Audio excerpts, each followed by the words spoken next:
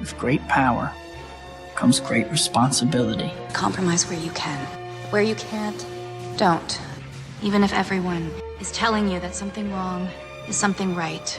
Even if the whole world is telling you to move.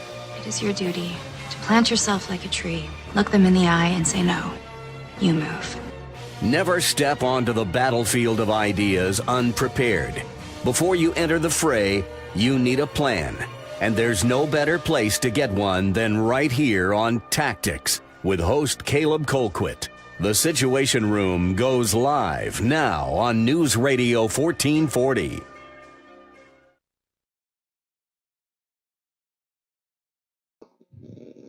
Good to go? Welcome into the program, everybody. Thank you so much for being with us here on Tactics, News Radio 1440, where speech isn't violence, tolerance isn't love, disagreement isn't hate. Well, we're very excited tonight to bring you the festivities. We're having the final presidential debate of 2020, and because of that, we do have I don't know what you would call you guys, a panel. I just like to think of it as friends sitting around and watching the debate. So we'll go ahead and introduce our special guest. We'll go ahead and go to Brian first. I'm Brian Petters. I am a retired Air Force officer and have been paying attention to politics for a long time. I've subbed in for Caleb a few times and and enjoyed it, and looking forward to seeing what happens tonight. All right, Mike. I'm Mike Foxhall. Have a background on the legal side of things as well as the political campaign. Have worked on several campaigns across the state. Yeah, and speaking of attorneys, you might remember that Laura and Matt, who were here for the last debate, they wanted to let everybody know that they are sorry they couldn't make this debate, but it's for a good reason. I guess I'm allowed to say this because they put it all over Facebook now, right. So I don't think I'm going to get in any Facebook trouble. official. Yeah, it's Facebook official. So Laura's actually in the family way. She's with child. So all the old-fashioned euphemisms, I guess, is the way to say that. So they will not be joining us tonight because of that. She's not feeling real well because of that. It's been pretty hard on her. So keep her in your prayers. But even though they can't be with us, we know they're certainly with us in spirit. And I'm sure even if they're not watching right now, they're probably watching with us at home, even if they can't be here in the room with us. So we do appreciate them with the previous debate coverage. And we'll be soldiering on here. And also to Shanna, who wasn't able to make it. We appreciate her helping out too. But it's just going to be the guys tonight. So there's a unfortunate lack of estrogen in the room. And I hate that Shanna and Laura couldn't be with us, but I'm quite thankful that there's some absence of estrogen when it comes to not seeing Kamala Harris again. So hopefully that'll be rather painful. Oh gosh, that was. I gotta say though, and actually that's a good place to start. We'll go ahead and start there with sort of the lead up. I think, and Brian, you were here for the first one. Mike, you're a newcomer to this. The first debate coverage that we did, Trump didn't do a good job. I think by any objective measure, even though he was technically more correct than Joe Biden, just wasn't a great appearance for him in a number of ways. But the second debate, I don't know of anybody that has any monicum of objectivity in their body that didn't say that Mike Pence just destroyed Kamala Harris. The tell on that is that the criticism of Mike Pence was that he was mansplaining. Right. If that's all you've got, you don't have anything. Well, he was a man explaining. Well, my point being that means that you can't actually say that he was wrong about stuff. And that was very important for a guy, that really, he has experience in talk radio. He kind of understands how to think on his feet, but he's very calm. He's kind of the anti-Trump. He's just very calm and very measured, and he never let it get away from him. Even when there was a fly on his head, he just never let anything get in his way. No, and I think that does speak to the kind of background Pence has in this kind of stuff, but I also think what it really is a testament to is that Mike Pence just, basically what you saw is he is the Trump administration without the Trump personality. Yeah. And you strip away any of the personal foibles or the, overzealous, bombastic personality of Donald Trump, what the Trump administration has actually done, it looks pretty dead gum good if you strip all that away. Well, and I've said it many times in my circle of friends is, if you take away Trump's cell phone, if you take away Twitter, if you take away, as you said, his bombastic nature, he's done a great job as far as his policy goes. Mm-hmm. If you just strip it down to the bare bones policy, Trump has been great. And Pence, I think you have to give a lot of credit to the 2016 Republican Party in selecting him to be kind of that counterbalance to Trump.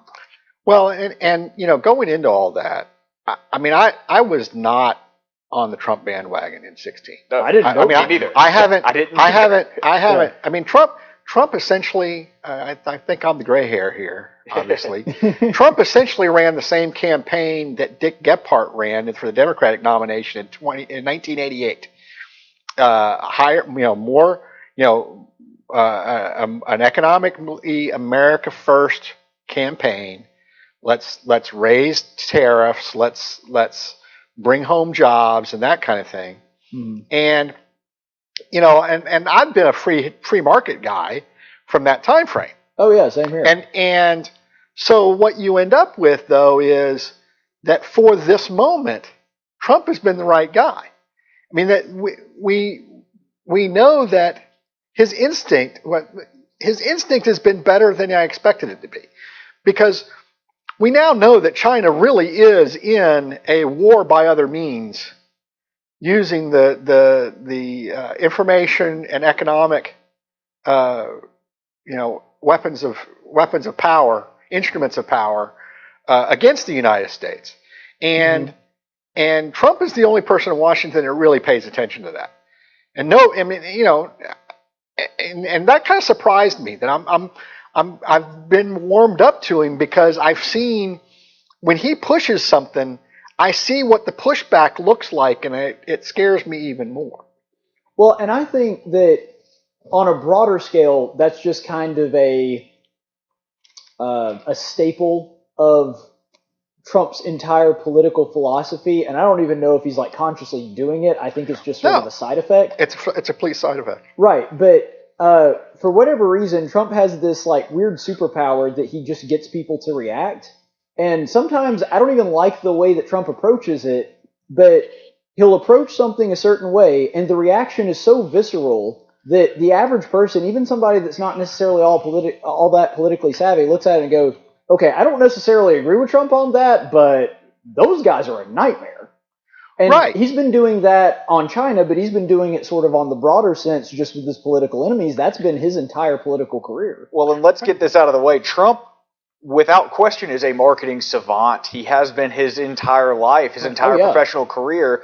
He has been able to market, and more than anything else, he's been able to market himself. But he's also a political anomaly. What Trump did in 2016 and he's currently doing now cannot and will not be reproduced. Oh, this is going to be studied for generations. It will, and no one will ever reproduce this. No one will ever get it. They won't get it. And I think the genius, especially of the 2016 campaign, was he was the first politician to really get out on Twitter and social media and really hit those avenues hard, and bypass having to put together these political ads that most people change the channel on. Oh yeah, got all kinds of free media coverage. Absolutely. He was his best advocate. I think the funniest thing, and I laughed at this for probably a solid 5 minutes because I couldn't believe how bad he punked the media.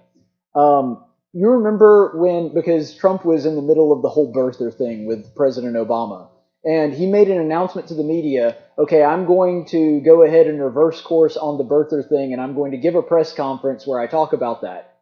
For 30 minutes, Trump basically did nothing but a campaign stump speech, and even played up some of his own personal properties like the Trump Hotel, and then in the last 10 seconds of his speech said, and by the way, President Trump was born in America, and walks off stage.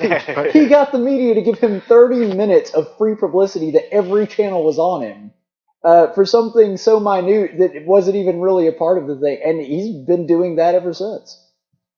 Well, and the other part of it is, I think it's, again, back to instinct. Mm-hmm. He really, a lot of times, can't even explain to you why he believes what he believes, or or why he's right about something. Yeah, he's not going to be the guy that brings out a PowerPoint.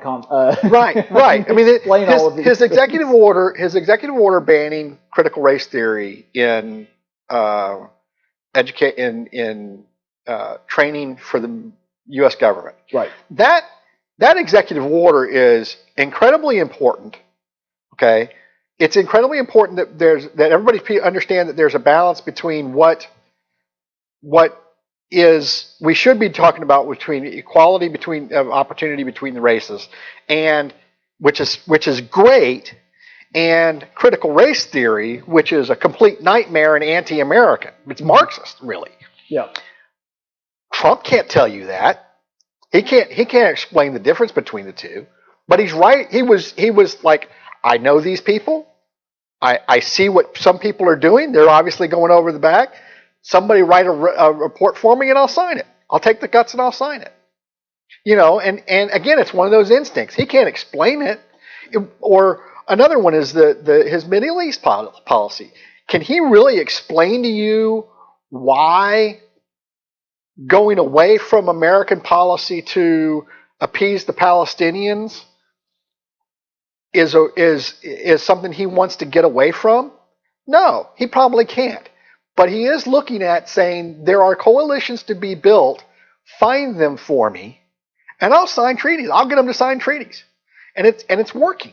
Is it going to work long term? I don't know. I don't think you can really solve the Palestinian problem until the Arab world takes responsibility for the actions of Hamas. Well, that part of the world has been at war for 1,400 years. That's exactly right. But we're closer to peace now than we have been in 1,400 years. And people say that there were no hostilities between Bahrain and Israel.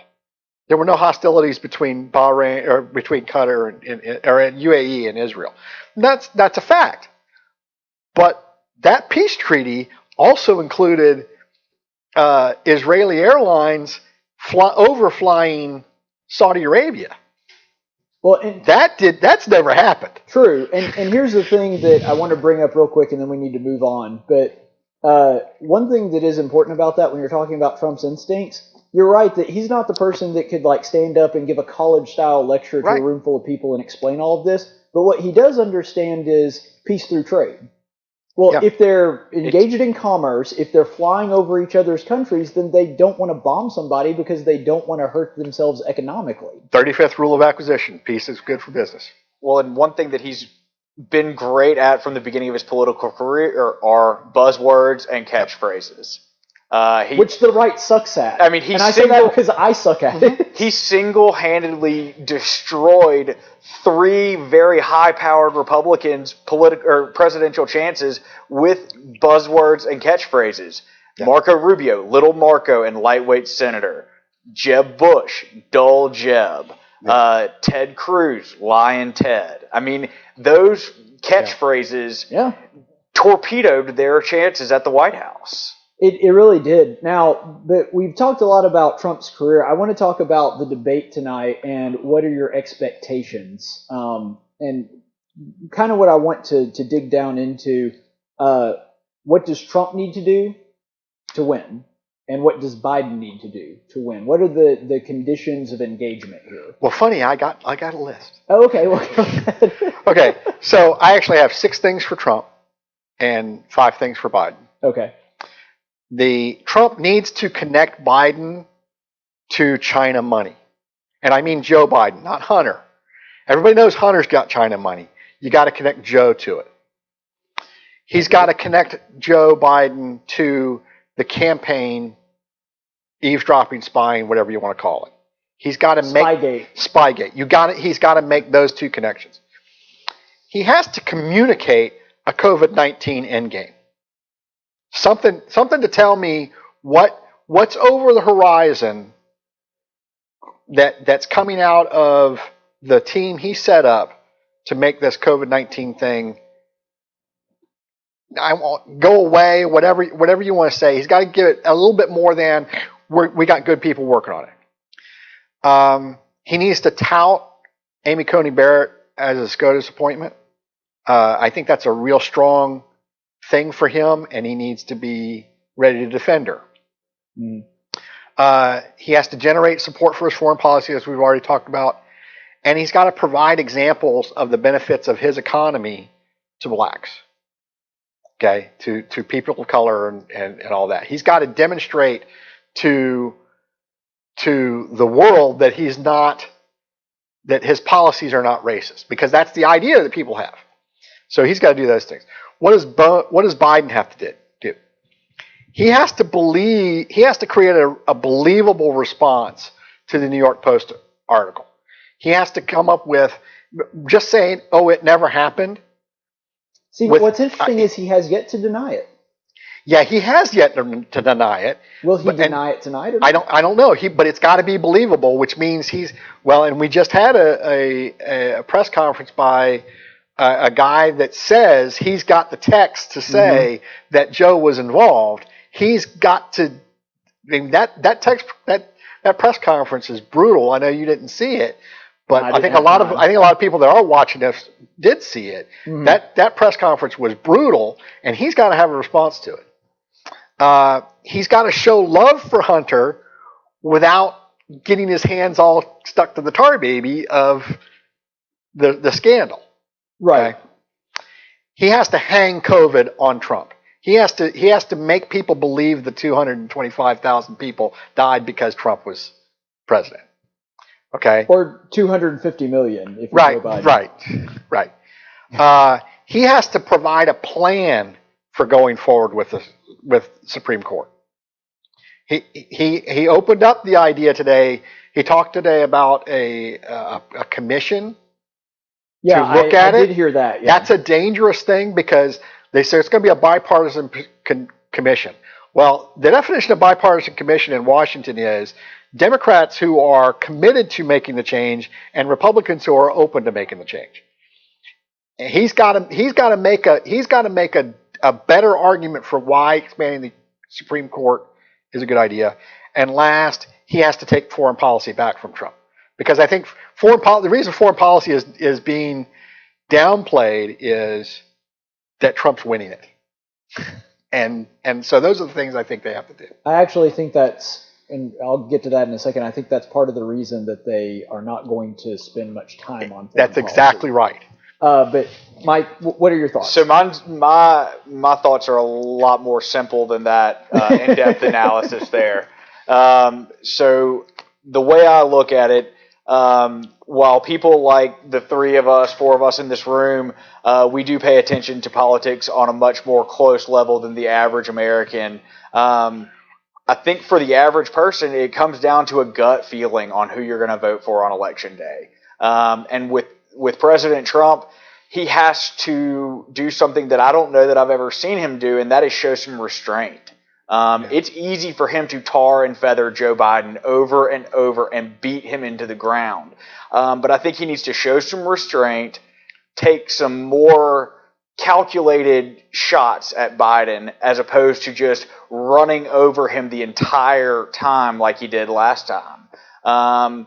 And for former Vice President Biden, I think that the best thing he can do is, if Trump does go there, is to stay above the fray, to not get flustered, to stop laughing at every comment that Trump makes, because that's pretty much what I saw last time. Was he always just had a little chuckle. He needs to appear president. I think for both of them, the winner of this debate is going to be the one who appears the most presidential. Because I think to the average American, that's probably what's going to sway their gut on Election Day, is who appeared presidential. Yeah, I think, sort of speaking to that, from Trump's side, Trump's strategy, before I get to what he actually needs to do to win, Trump's strategy does need to be adjusted. And I think that Pence basically gave a master class in how to do that. Mm-hmm. Now, are we going to get a Pence-like presentation from Trump? No. That's unrealistic. Nobody believes that would happen. No. Trump can't let things go like him. He can't bide his time like him. But what he can do, and what he should do, is give Joe Biden enough room to hang himself, throw out a mic drop moment, and then walk back and let Joe Biden fumble all over himself trying to explain whatever he said. Like I said last time, I thought one of the biggest missed opportunities that he had is when he refused to denounce Antifa. And all Joe Biden would have had to say is, if you're so concerned about helping Black Americans, maybe you should stop burning down their cities. And then just watch Joe Biden fall all over himself trying to figure out how to answer that. That whole thing was such a missed opportunity for Trump. Right. And it happened several times. That was just one example. I'm gonna go a little bit off the conventional wisdom here. I think that turning off mics helps Trump more than it helps Biden, because what it does is it prevents Biden from interrupting Trump, and that was the catalyst that started last time. Now, I actually think that was part of Biden's strategy, because he knew Trump would get riled, and once he got because Biden was the first one to interrupt. He did. Biden interrupted in Trump's pretty much opening question, and once Trump got going, that was to Biden's advantage, and in fact. When we go back to, Trump is the kind of guy that once he gets sucker punched, he's like, okay, all bets are off now. So when the "do you denounce white supremacy" question came, Trump says sure, and then Wallace finished the question. Trump said sure, but who are you talking about? It was Joe Biden who said Proud Boys. Mm-hmm. It wasn't Wallace. And so if they really are going to play by the rules of the microphones being turned off. I think that's more to Trump's advantage than most people think it is. I'm not sure if it is or not. I do predict what is going to happen, and this is actually a perfect segue into this, because we are going to be playing debate bingo. So we've got our bingo cards out here right now, and you'll see what I'm talking about here, because I'm actually going to reference that here in a second. Here are all of the different ones, and they're on different orders on all of our cards, so it'll just be luck of the draw as to who gets it first. Here are some of them if you want to play with us at home. Trump brings up Hunter Biden. Trump brags about COVID recovery, and by that I mean his personal COVID recovery. Right. It's like, it was only 3 days, and I feel it's fantastic. Something like that. Trump gets a leading question, basically a free space. Biden says something racist. There's a good chance of that. Another one, China. Another one, Trump, if he says enemy of the people. Another one, Biden overblows COVID numbers. So when he says 250 million deaths as opposed to 250,000, or 225. It's 225 right now. Yeah, it's 25 now. Yeah. Then if Trump says huge, then Biden dodges the court packing question, which I'm pretty sure is going to happen if they ask it. Trump will ask it either way, actually, even if the moderators don't. Trump uses the words "perfect call" in reference to the Ukrainian call. Biden panders to trannies like he did in the previous town hall from last week. The word Sleepy Joe comes out. Trump calls Biden weak, and that doesn't have to be the word weak. It can just be sort of general if he just mentions that he's weak. Biden defends China for some reason. Trump brags about how wealthy he is. I have a feeling that'll come out when they ask him about his taxes. Biden refuses to denounce Antifa. I have a feeling that's going to happen at some point tonight. Trump keeps talking while muted. I think that's an almost certainty. Free space. Right. Biden says believe the science. Biden is saved by them muting the microphone, which I think will come into play a couple times, because you'll notice Chris Wallace, and I don't think he was doing it intentionally, but he inadvertently pulled Biden's butt out of a crack a couple times last week, where he either didn't have an answer, he was falling all over himself, and he's like, all right, we're moving on to something else. So I think they'll wind up muting him, and it actually winds up saving Joe Biden. Trump says the words terrible or horrible deal. Trump brags about his taxes and paying so little. The words fake news are uttered. Biden says the words, come on, man. Biden gets a softball question, again, probably a free space.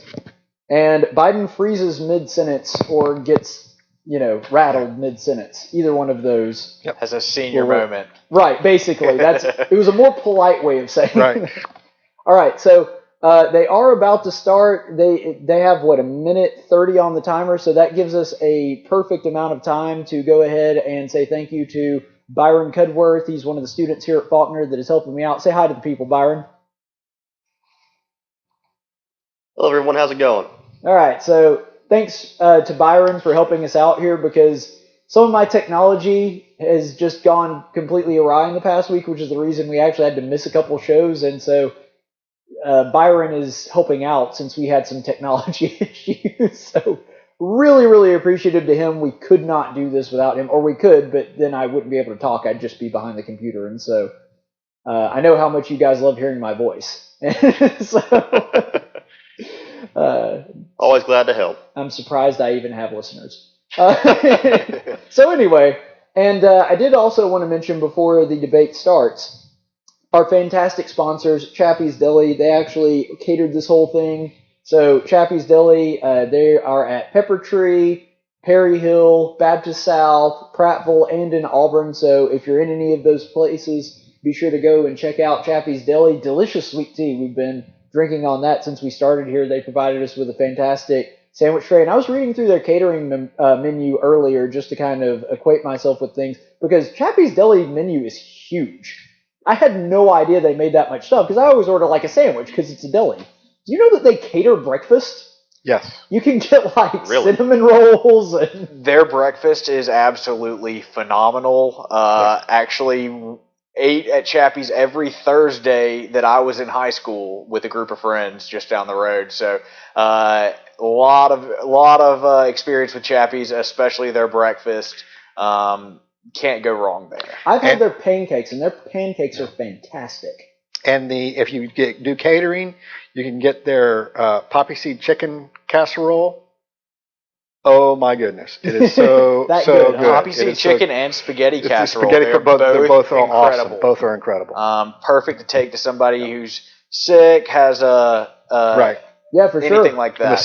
The soup got me through COVID. So yeah, so check them out. Chappie's Deli, the Miss Dolly's chicken noodle soup. It probably can't cure COVID, but you should try it. Miss Dolly's chicken and rice. The chicken and rice there. The chicken and rice. Is that the chicken and rice soup? Yes, the magic elixir. The magic elixir. Right, those ads run on News Radio 14 Play. All right, it looks like they're about to get started. So Byron, if you go ahead, we'll bring up the sound here, and we'll go ahead and.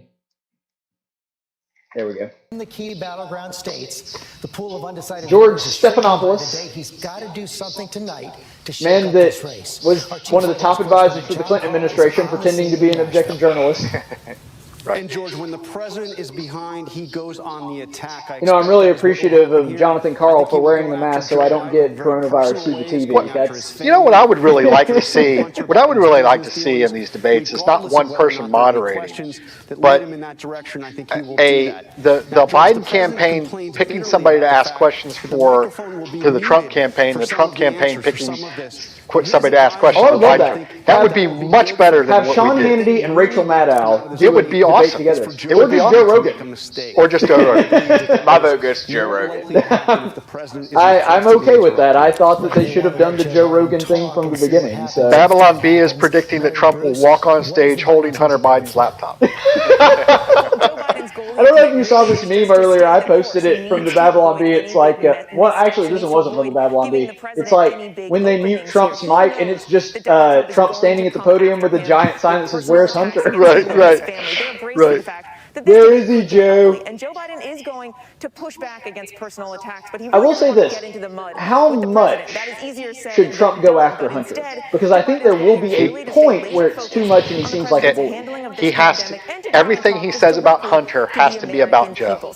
If he goes out against about anything about Hunter's personal life, he's failed. He has to say, Joe, you were in the meetings. Joe, you were in the meetings. Hunter's telling his friends that he paid you. He can't. It's got to be about Joe. If he goes about Hunter, it's going to be too much. I agree. In the same way that if Joe Biden just comes out with an attack against like Don Jr. or Ivanka or something, like people will be like, "What does this have to do with the election?" I mean, it's an unwritten rule of politics. The families are off limits. I do think with adult kids, they're slightly less off limits, but as a general rule, you're correct. But people already believe it about Don Jr.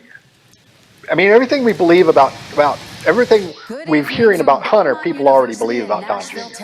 There's nothing clean in politics either. Like, there is no really off limits per se. It's just a matter of what's being used in late generation. President Donald J. Trump and former Vice President Joe Biden. Tonight's debate is sponsored by the Commission on Presidential Debates. It is conducted under health and safety protocols designed also by sponsored the by Commission's Chappie's Health Deli. Security Advisor. The audience here in the hall has promised and to Insomnia remain Cookies. silent No cheers, boos, or other interruptions, except right now, as we Okay, we will not be abiding by those rules. Letting you know up front if you're watching the stream. There was no point in having the stream if we're not going to. Exactly. There will be cheering and booing as needed. You see this guy every time he's walking out, he's wearing a mask.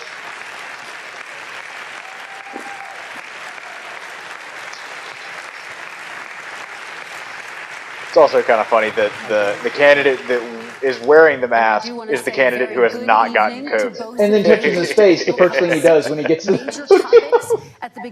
My favorite one is when he pulls the mask down to cough into his hand. Wait, why did they change moderators? Well, they always change the moderators. It is their turn to answer, and the commission will turn it off exactly when the 2 minutes have expired. After that, both Bright microphones red plain tie and your bright blue plain tie could not be more representative of their party. True. I kind of like the stripers from last time. You know, a good power tie always plays well in a presidential debate. Also, a nice gold looks very presidential in a debate. I saw a fantastic meme the other day. It was like, in America, be like, who are you voting for? And one was Ratcliffe from Pocahontas in the like big gold suit. The other one was the creepy guy from Hunchback of Notre Dame sniffing the girl's hair. Okay, so here's the COVID endgame question. 2 minutes uninterrupted. So, as you know, 2.2 million people modeled out were expected to die. We closed up the greatest economy in the world in order to fight this horrible disease that came from China. It's a worldwide pandemic. It's all over the world. You see the spikes in Europe China. And many other places Yep. right now. If you I've already notice, got one to mark off. mortality rate is down 85%. The excess mortality rate is way down and much lower than almost any other country. I'm not sure that's and true. We're fighting it, and we're fighting it hard. There is a spike. There was a spike in Florida, and it's now gone. There was a very big spike in Texas. It's now gone. There was a very big spike in Arizona. It's now gone. And there are some spikes. As far as I know, all of those are on the decline. Be gone. We have a vaccine that's coming. It's ready. There's an excess deaths number that looks bad, but it doesn't necessarily mean it's all COVID. It could be connected to lockdowns too. That's also true. Certain deaths are being hidden, though. Right. Like military deaths are not being reported as much either. Right. Did y'all catch that? The military will be distributing the vaccine. He actually mentioned that in the last debate, too. I don't see how that... But I was in for a short period of time, and I got better very fast, or I wouldn't be here tonight. Bragging about recovery. I'm immune, whether it's 4 already got months or a 2. lifetime. Nobody's been able to say that, but I'm immune.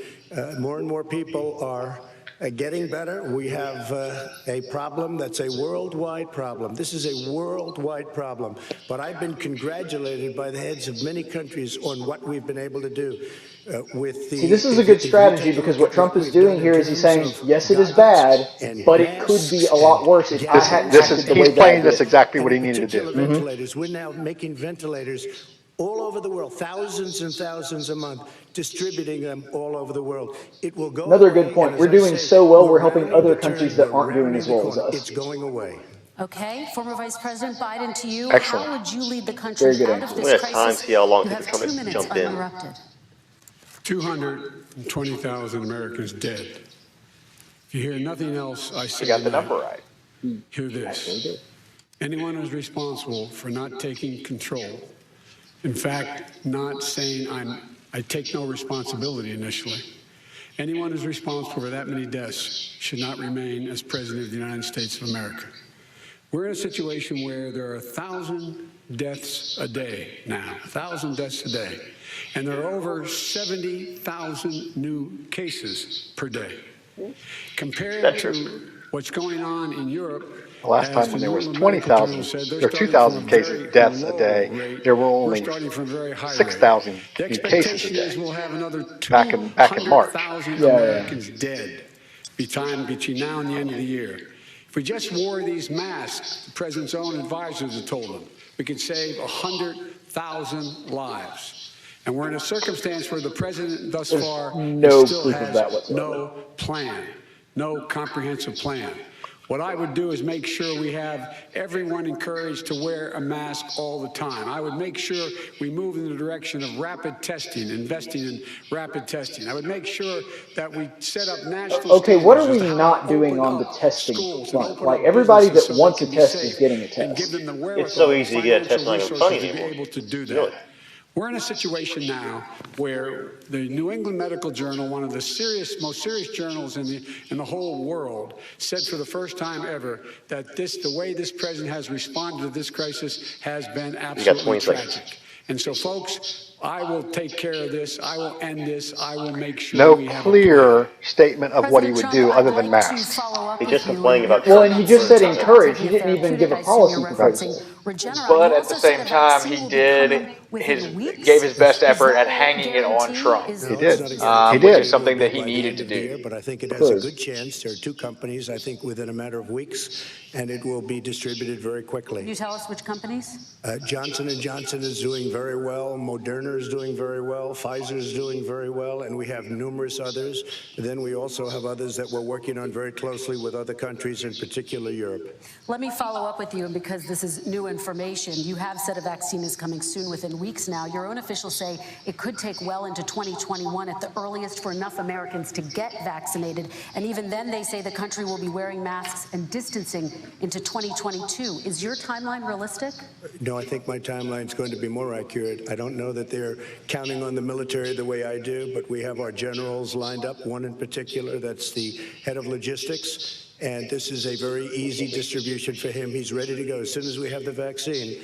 And we expect to have 100 million vials. As soon as we have the vaccine, he's ready to go. Vice President Biden, your reaction, and just 40% of Americans say they would definitely agree to take a coronavirus vaccine if it was approved by the government. What steps would you take to give Americans confidence in a vaccine if it were approved? Make sure it's totally transparent. Have the scientists of the world see it, know it, look at it, go through all the processes. And by the way, this is the same fellow who told you this is going to end by Easter last time. This is the same fellow who told you that, don't worry, we're going to end this by the summer. We're about to go into a dark winter.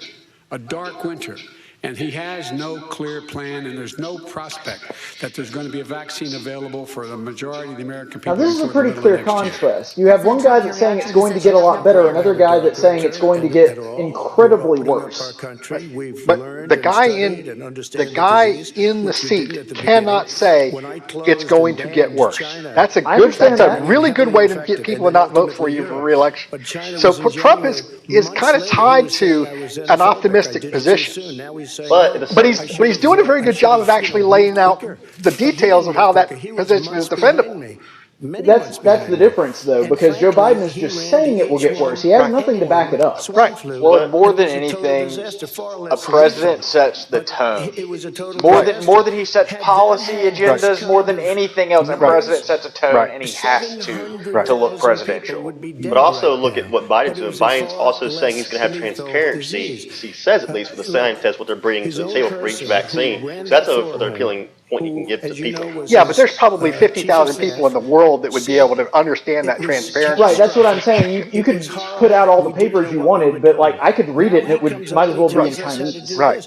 Also, everything that he said about the way every single move that he said we should make, that's what we've done. We've done all of it. But he was way behind us. Vice President Biden, your response. Our response. By the way, Pence's line in the last debate where he says, yeah, Joe Biden's plan looks an awful lot like plagiarism, which Biden knows something about. The one thing Pence didn't say was, because Kamala Harris talked about how on January 27th, Trump knew how damaging it was. The perfect kill shot would have been, Pence said, and that's why he stood up my team on January 28th. He didn't say that, but it would have been a kill shot. That would have been, for sure. What happened was, we started talking about using the Defense Act to make sure we go out and get whatever is needed out there to protect people. And again, I go back to this. He had nothing. He did virtually nothing. And then he gets out of the hospital and he talks about, don't worry, it's all going to be over soon.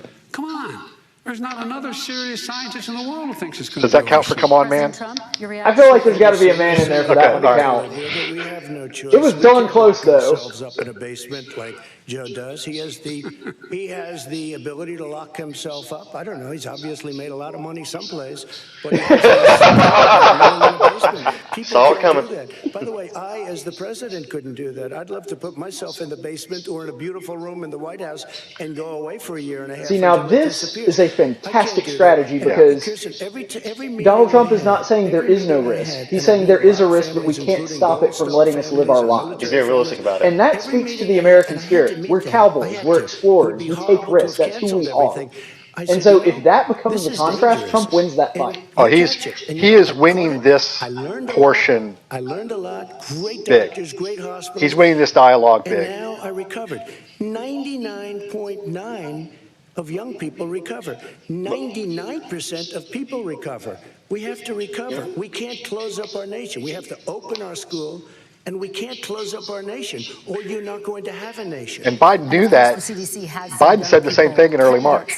Even the World Health Organization is now saying that lockdowns and shutdowns should not be the primary. Yeah, well, you get whiplash trying to follow them. Well, I understand that, but what I'm saying is, you're right.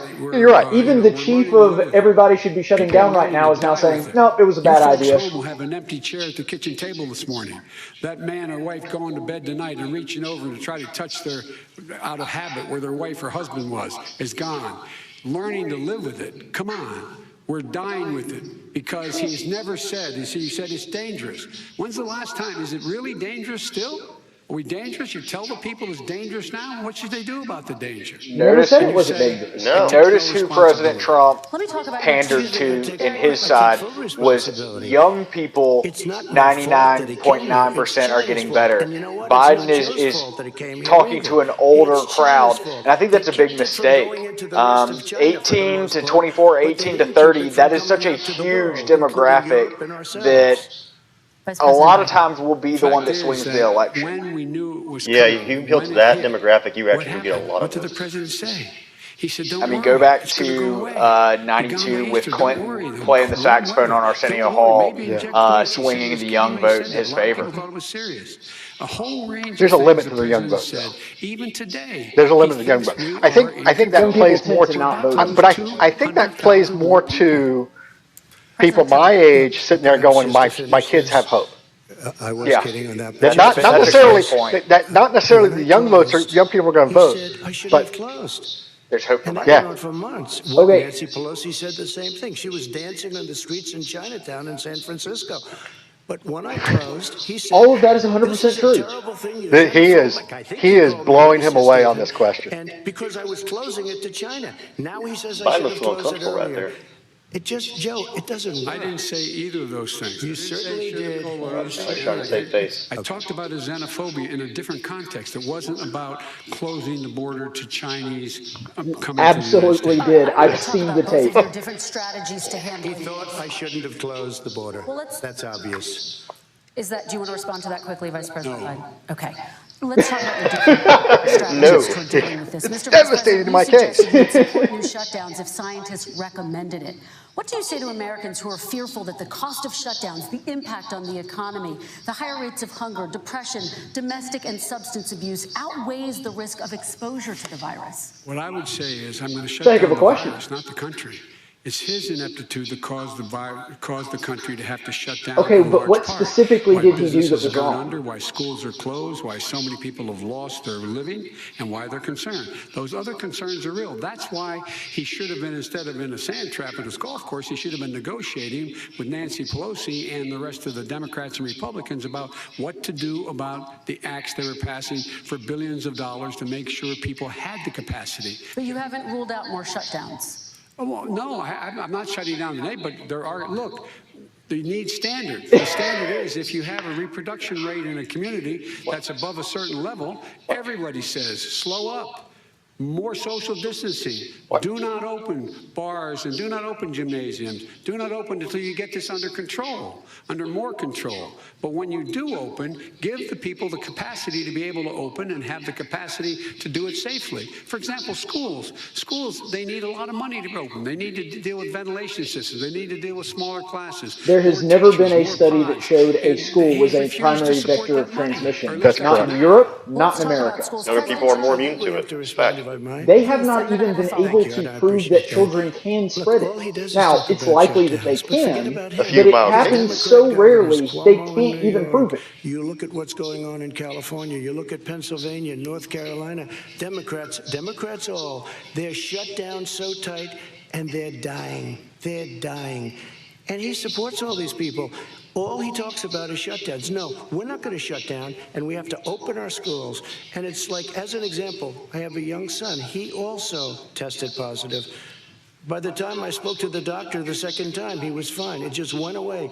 Young people.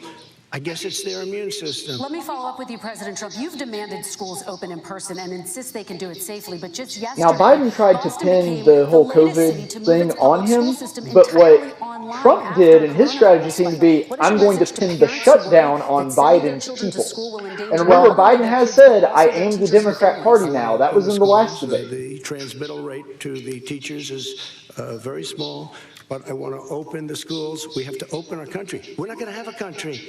You can't do this. We can't keep this country closed. This is a massive country with a massive economy. He needs to say that WHO agrees with me on that point. Committing suicide. There's depression. That help a lot of his credibility. This point right here, I think, would help him out. Right. There's abuse, tremendous abuse. We have to open our country. You know, I've said it often, the cure cannot be worse than the problem itself. And that's what's happening. And he wants to close down, he'll close down the country if one person in our massive bureaucracy says we should close it down. Vice President Biden, your response. Simply not true. We ought to be able to walk and chew gum at the same time. We ought to be able to safely open, but when they need resources to open. You need to be able to, for example, if you're going to open a business, have social distancing within the business. You need to have, if you have a restaurant, you need to have plexiglass dividers so people cannot infect one another. I really wish I had invested in plexiglass about February. Whoever has stock in the plexiglass companies is making bank right now. Oh, yeah. Plexiglass and Zoom. All the resources are needed to do this. And that is not inconsistent with saying that what we're going to make sure that we open safely. And by the way, all you teachers out there, not that many of you are going to die, so don't worry about it. Wait, that's completely inconsistent with everything he has said up to this point. I will say this, if you go and look at what's happened to New York, it's a ghost town. It's a ghost town. And when you talk about plexiglass, these are restaurants that are dying. These are businesses with no money. Putting up plexiglass is unbelievably expensive, and it's not the answer. That's a fantastic businessman's point. It's like you're trying to require businesses that are already struggling to put up all these new things that are going to cost them more money? Take a look at New York and what's happened to my wonderful city for so many years. I loved it. It was vibrant. It's dying. Everyone's leaving New York. Take a look at what New York He is right on that, though. New York is still closed down pretty tight. In terms of the number of people dying. And I don't look at this in terms of the way he does. Blue states and red states. They're all the United States. And look at the states that are having that was a good line. That was a great line. The coronavirus. They're the red states. They're the states in the Midwest. They're the states in the upper Midwest. That's where the spike is occurring significantly. But they're all Americans. They're all Americans. And what we have to do is say, wear these masks, number one. Make sure we get the help that the businesses need that has money's already been passed to do that. It's been out there since the beginning of the summer, and nothing's happened. That is true. For the businesses who do need money to put plexiglass up, there are grants in place to help offset some of those costs. Well, but the problem is that small businesses just don't have the income to pay back. They don't have the ability to absorb the hits. If you're Olive Garden, you can shut down you can permanently close half your restaurants. People go out of business, but the business survives. Okay, if you're Chappies, you've got to keep all 5 locations open. Right. And they did. Chappies did a great job. Okay, but that's the nature of small businesses. There's a lot of small businesses they can't keep up. That's why we have so many cases. Olive Garden corporate survives. That's right. Your individual Olive Garden franchise may not, and that's a local person that owns that That's restaurant. right. That's exactly right. A disaster. You described him and other medical experts as, quote, idiots. If you're not listening to them, who are you listening to? Okay, that's a leading question, no joke. It started with the premise that Trump is completely ignoring the experts. He did say, as you know, this is not going to be a problem. I think he's a Democrat, but that's okay. He said, this is not going to be a problem. We are not going to have a problem at all. When Joe says that, I said, Anthony Fauci said, and others, and many others, and I'm not knocking him a lot. Nobody knew. Look, nobody knew what this thing was. Nobody knew where it was coming from, what it was. We've learned a lot. But Anthony said, don't wear masks. Now he wants to wear masks. Anthony also said, if you look back, exact words, here's his exact words. This is no problem. This is going to go away soon. So he's allowed to make mistakes. He happens to be a good person.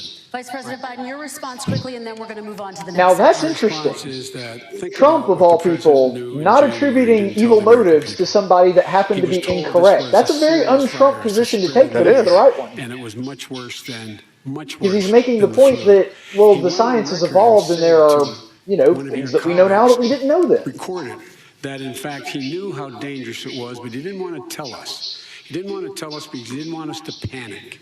He didn't want us. Americans don't panic. He panicked. But guess what? In the meantime, we find out in the New York Times the other day that, in fact, state governors certainly panicked. And said this is a really dangerous thing. Ours did. A lot of that media, Ours still not from is. his administration, but from some of the brokers, said sell short because we got to get moving.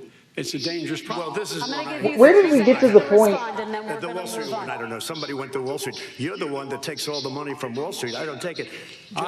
You have raised a lot of money, tremendous amounts of money.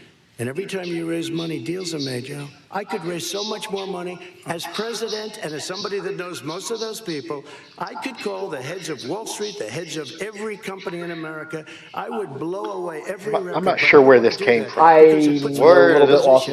Where's it going with it? Wall Street, you shouldn't be bringing up Wall Street because you're the one that takes the money from Wall Street, not me. I could blow away your records like you wouldn't believe. We don't need money. We have plenty of money. In fact, we beat Hillary. Okay, Trump's getting way off into the weeds on this one. Yeah.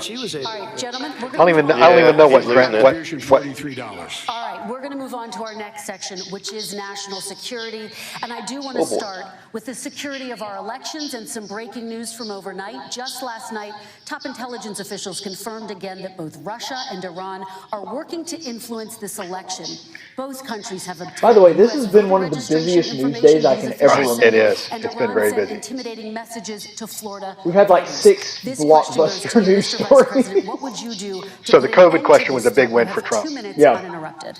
I made it clear, and I ask everyone else to take the pledge. I made it clear that any country, no matter who it is, that interferes in American elections will pay a price. They will pay a price. And it's been overwhelmingly clear this election, say what the price is. The last one, this election, that Russia has been involved, China has been involved to some degree, and now we learn that and also how you implement it. Iran is involved. They will pay a price if I'm elected. They're interfering with American sovereignty. That's what's going on right now. They're interfering with American sovereignty. And to the best of my knowledge, that's not interfering with American sovereignty. No. It's really bad, but that's not technically what American sovereignty means. But he did not dodge away from that Iran is doing it because Iran's doing it in his favor. He didn't dodge away from that. That's good for him. Yeah. With regard to the Iranians. But the point is this, folks. We are in a situation where we have foreign countries trying to interfere in the outcome of our election. His own national security advisor told him that what is happening with his buddy, I will. His buddy, Rudy Giuliani, he's being used as a Russian... Oh, for a second I thought he just couldn't remember his name. Information that is Russian That is not true. And then what happens? Nothing happens. Okay, the intelligence agency actually came out yesterday. The director came out and said there is no evidence that it was Russian disinformation. But he's a Trump stooge. Because they know I mean, that's what he's a Trump appointee, but he still would not come out and say that. As a director, he has like his own oaths and policy. He has to give that kind of spirit. If he was not right, there would be already leaks saying that he was not right. Exactly. Right. Trying to destabilize all of NATO. I don't know why he doesn't do it, but it's worth asking the question. Why isn't that being done? Any country that interferes with us will, in fact, pay a price because they're affecting our sovereignty. President Trump, same question to you. So American sovereignty is essentially just the UN can't tell us what to do. That the American Constitution is sovereign on American soil. That is our law. That's right. That has nothing to do with what Joe Biden just said. I agree with Joe Biden on that, but that's not American sovereignty. And it came through Putin because he was very friendly with the former mayor of Moscow, and it was the mayor of Moscow's wife, and you got $3.5 million. Your family got $3.5 million, and you know, someday you're going to have to explain why did you get 3.5. I never got any money from Russia. I don't get money from Russia. Now, about your thing last night, I knew all about that, and through John, who is be more specific. Fantastic DNI, he said the one thing that's common to both of them. They both want you to lose because there has been nobody tougher to Russia. Between the sanctions, nobody tougher than me on Russia. Between the sanctions, between all of what I've done with NATO, you know, I've got the NATO countries to put up an extra $130 billion, going to $420 billion a year. That's to guard against Russia. I sold, while he was selling pillows and sheets, I sold tank busters to Ukraine. There has been nobody tougher on Russia than Donald Trump. And I'll tell you, they were so bad, they took over trying to drive Michael Lindell out of business. You remember that very well. During your term, during you and Barack Obama, they took over a big part of what should have been He's got 40 Ukraine. seconds You left. handed it to them, but you were getting a lot of money from Russia. They were paying you a lot of money, and they probably still are. But now, with what came out today, it's even worse. All of the emails, the horrible emails of the kind of money that you were raking in, you and your family. He's got a lot of facts coming at him, but he's not. He's talking to people that already know what they're about. He's not making a case. Yeah. Why is it zeroing in on one or two emails specifically and giving a quote would be far more effective? He's being more broad than he is more to the point. Too broad. Regardless of me, I think you have to clean it up and talk to the American people. Maybe you can do it right now. Out of time. Vice President Biden, you may respond. 30 seconds. And then I do want to follow up on the election security. I have not taken a penny from any foreign source ever in my life. We learned that this president paid 50 times the tax. Okay, over-under on whether or not that's going to come back to bite him in the keister tomorrow. And that's going to come back and bite him in the keister tomorrow. Oh, yeah. And in fact, is talking And now he's talking about Trump paying taxes in China, which is completely unrelated to the question. Ever. Number one. Right. I saw Bernie Sanders trying to make this point yesterday in a tweet, and I was sitting there like, does he think that taxes in China are voluntary? But the Chinese just let you do business there, and whether you pay taxes is just up to you? But let me make a general point. Joe Biden is going after Donald Trump's taxes on all that. There is nothing that's going to show up that's illegal or anti-American in either one of these guys' tax returns. It's not going to show up there. What if tax got to Because do if with it the were election? illegal, the IRS would have already busted them for it. They're not. If they're doing something illegal, they're not going to tell the IRS what it is. I'm going to release them as soon as we can. I want to do it, and it'll show how successful, how great this company is. But much more importantly than that, people were saying $750. I asked them a week ago, I said, what did I pay? They said, sir, you prepaid tens of millions of dollars. I prepaid that was in the article, actually. Over the last number of years, tens of millions of dollars I prepaid. Because at some point they think it's an estimate. They think I may have to pay tax. So I already prepaid it. Nobody told me that. Did your accountant Nobody told you that. Excuse them? me. And it wasn't written whenever they write this. They keep talking about $750, which I think is a filing fee. But let me just tell you, I prepaid millions and millions of dollars in taxes. Number one. Number two, I don't make money from China. You do. I don't make money from Ukraine. You do. I don't make money from Russia. You made $3.5 million, Joe, and your son gave you. They even have a statement that we have to give 10% to the big man. You're the big man, I think. I don't know. Maybe you're not, but you're the big man, I think. Your son said okay, I know the story, so I know exactly what Trump is talking about. Somebody that isn't paying attention to this has no idea what he's talking about. That's right. I'm going to let you both respond very quickly. That's you right. said you spoke to your accountant about potentially releasing because big man is a reference to one of the emails that came out that they're referencing Joe Biden and the 10% that they are paying to him basically as a money laundering fee through the dealings that's going on between Joe Biden and the rest of the state. Well, and the repetition of it, you do.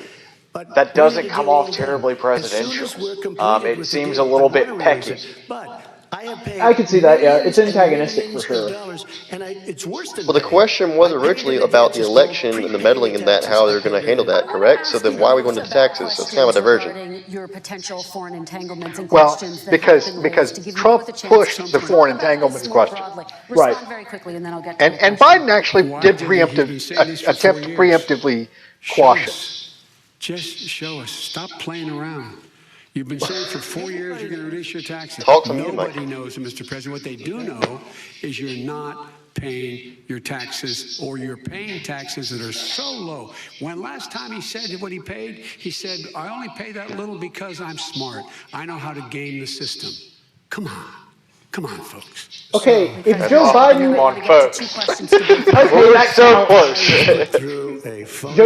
Trump's about to brag about how little he paid in taxes anyway, so... It started before I even got elected. They spied on my campaign. No president should ever have to go through what I went through. Let me just say this. Mueller and 18 angry Democrats spent $48 million. They went through everything I had, including my tax returns, and they found absolutely no collusion and nothing wrong. See, now, bragging about taxes? I spent $1 million on you, Joe. Well, you know, he actually did brag about taxes earlier in an earlier question about prepaying millions of dollars. I mean, your brother made money in Iraq. Okay, yeah, I was thinking about bragging about how little he paid, but yes, that's technically bragging about taxes. And they say you get some of it, and you do live very well. You have houses all over the place. You live very well. All right, gentlemen, let me just ask some questions. Here's one thing I want to point out about that, though. When it comes to Trump bringing this up and talking about his taxes and then sort of pivoting. Nothing was unethical. Here's what the deal. With regard to Ukraine. Sorry, I got to hear this. We're actually about 2 minutes behind. We had this whole question about whether or not, because he was on the board, I later learned of a Burisma, a company, that somehow I had done something It's okay, wrong. let it run. Yet every single solitary person, when he was going through his impeachment, testifying under oath who worked for him, said, I did my job impeccably. I carried out U.S. policy. Not one single solitary thing was out of line. Not a single thing, number one. Number two, the guy who got in trouble in Ukraine was this guy trying to bribe the Ukrainian government to say something negative about me. Perfect call's coming up, just so you all know. And did not do, because it never, ever, ever happened. My son has not made money in terms of this thing about, what are you talking about, China. I have not had it. The only guy made money from China is this guy. He's the only one. Okay, it is not in dispute that Hunter Biden got millions of dollars from both the Chinese government, the actual Bank of China, which is run by the Chinese government, and the gas company Burisma in Ukraine, which is basically an oligarchy. And Hunter admitted in an interview that he only got it because of his name. Right. So that's not in dispute. What Joe Biden just said is a bald-faced lie. Now, he can say, I didn't know about it, I had nothing to do with it. He can deny that, but he cannot deny that he was making millions of dollars off of the Chinese government. He gave him a $3 million upfront payment. All right. And he had no energy. I'm going to let the Vice President respond to that quickly, and then I need to get to a question to you. No basis for that. Everybody investigated that. No one said anything he did was wrong in Ukraine. Okay, President Trump, this is for you. Since you took office, you've never divested from your business. You've personally promoted your properties abroad. abroad. A report this week, which was referenced, does indicate that your company has a bank account in China. So how can voters know that you don't have any foreign conflicts of interest? I have many bank accounts, and they're all listed, and they're all over the place. I mean, I was a businessman doing business. The bank account you're referring to, which is everybody knows about it, it's listed. This is a fantastic rhetorical parry, because he's saying, oh yeah, I've got them, and you all know about them. You don't know about what's going on with Joe Biden. That's exactly right. And then I decided, because I was thinking about doing a deal in China, like millions of other people. I was thinking about it, and I decided I'm not going to do it. Didn't like it. I decided not to do it. Had an account open, and I closed it. Okay. Excuse me. And then, unlike him, where he's vice president and he does business, I then decided to run for president after that. That was before. So I closed it before I even ran for president, let alone became president. Big difference. He is the vice president of the United States, and his son, his brother, and his other brother are getting rich. They're like a vacuum cleaner. They're sucking up money. President Trump, thank you. He's not wrong. I do want to ask you, Vice President Biden, about China. Let's talk about China more broadly. There have, of course, because we haven't talked enough about China yet. So let's darken our X on the China space of our bingo card. If you were president, would you make China pay? And please be specific. What would that look like? What I'd make China do is play by the international rules, not like he has done. He has caused the deficit of China rule to is go the up, country's not down. interest. That's not with China. What, the trade deficit? But how are you going to do that? With Team America World Police? All your intellectual property, you have to get. I mean, I'm a free trader. I don't care if we have a trade deficit with China. That's not my concern. Number one. Number two, it's probably a decent line of attack for the average voter, but I don't care about that. When I met with Xi, when I was still vice president, he said we're setting up air identification zones in the South China Sea. You can't fly through them. I said we're going to fly through them. We just flew B-52, B-1 bombers through it. We're not going to pay attention. They have to play by the rules. And what's he do? He embraces guys like this is thugs like hilarious because what Joe Biden is talking about Chinese president and Putin and others is being tough on China. But remember that originally that it was Joe Biden who went with Hunter Biden to China. They had meetings that coincided with one another. Hunter got a deal. Well, but again, Fortune 500 companies cannot get because they don't have access to the Chinese market. That coincided with China basically getting their way when it came to relations in the South China Seas with Japan, to where America basically didn't do anything for them. But those two things coincide. Maybe they're coincidental. But Biden is talking about the military instrument of power. China is not fighting that war. They're fighting an information and economic war against us. Well, they are fighting that war, but you're right. Their bigger front is the one you're talking about. President Trump, on China policy, though, what specifically are you going to do? They're willing to sacrifice the military side because they're winning so big in the information side. But it's also important to note that the very same company that Hunter Biden did business through wound up under investigation from FBI for stealing both data and military secrets. That's right. And one of the things that he helped facilitate was them getting technology, anti-vibration technology, which has military applications for fighter jets. And they also paid up. And you know who got the That was a great line. because they were targeted. Sorry, I missed it. Taxpayers, you mean China? Also, I charged them 25% on dump steel because they were killing our steel industry. We were not going to have a steel industry. Okay. And now we have a steel industry. Okay, Vice President Biden, your response, please. Our response is, look, this isn't about, there's a reason why he's bringing up all this malarkey. There's a reason for it. He doesn't want to talk about the substantive issues. It's not about his family and my family. It's about your family. And your family's hurting badly. If you're making less than, if you're a middle-class family, you're getting hurt badly right now. You're sitting at the kitchen table this morning deciding, well, we can't get new tires, they're bald because we have to wait another month or so. Or are we going to be able to pay the mortgage? Or who's going to tell her she can't go back to community college? They're the decisions you're making. In the middle-class families like I grew up in Scranton and Claymont, they're in trouble. We should be talking about your families, but that's the last thing he wants to talk about. I want to talk about North Korea. I do want to turn to. We didn't talk about it because that wasn't the question. Political statement. Let's get off this China thing, and then he looks, the family, around the table, everything. Just a typical politician when I see that. Let's talk about North typical Korea. Politician. Okay. That's why I got elected. That was Flawless Joe Biden impersonation by Trump there. All right. Come on, Joe, you can do better. We're going to talk about North Korea now. President Trump, you've met That with was a very North short Korean leader segment on Kim China. Jong-un 3 times. You've talked about your beautiful letters with him. You've touted the fact that there hasn't been a war. Why are we talking about North Korea? Nobody cares. Is anybody interested in North Korea right now? Other than the fact that it's been going on for decades, and it's a nuclear power, we don't want to be nuclear power. That's the only thing that really talks about ending that. If this were 2.5 years ago, totally legitimate line of question. Yep. Well, but that's one of the things that Trump has kind of, what we talked about with the foreign policy thing is Trump's success are taking foreign policy off the table. His successes. Yeah. Plus, thing is about Korea always has a missile test during election change. So in the meantime, I have a very good I think it's relationship kind with him. of granted to be on Different the kind of a debate guy, for but he that reason. probably thinks the same thing about me. We have a different kind of a relationship. We have a very good relationship, and there's no war.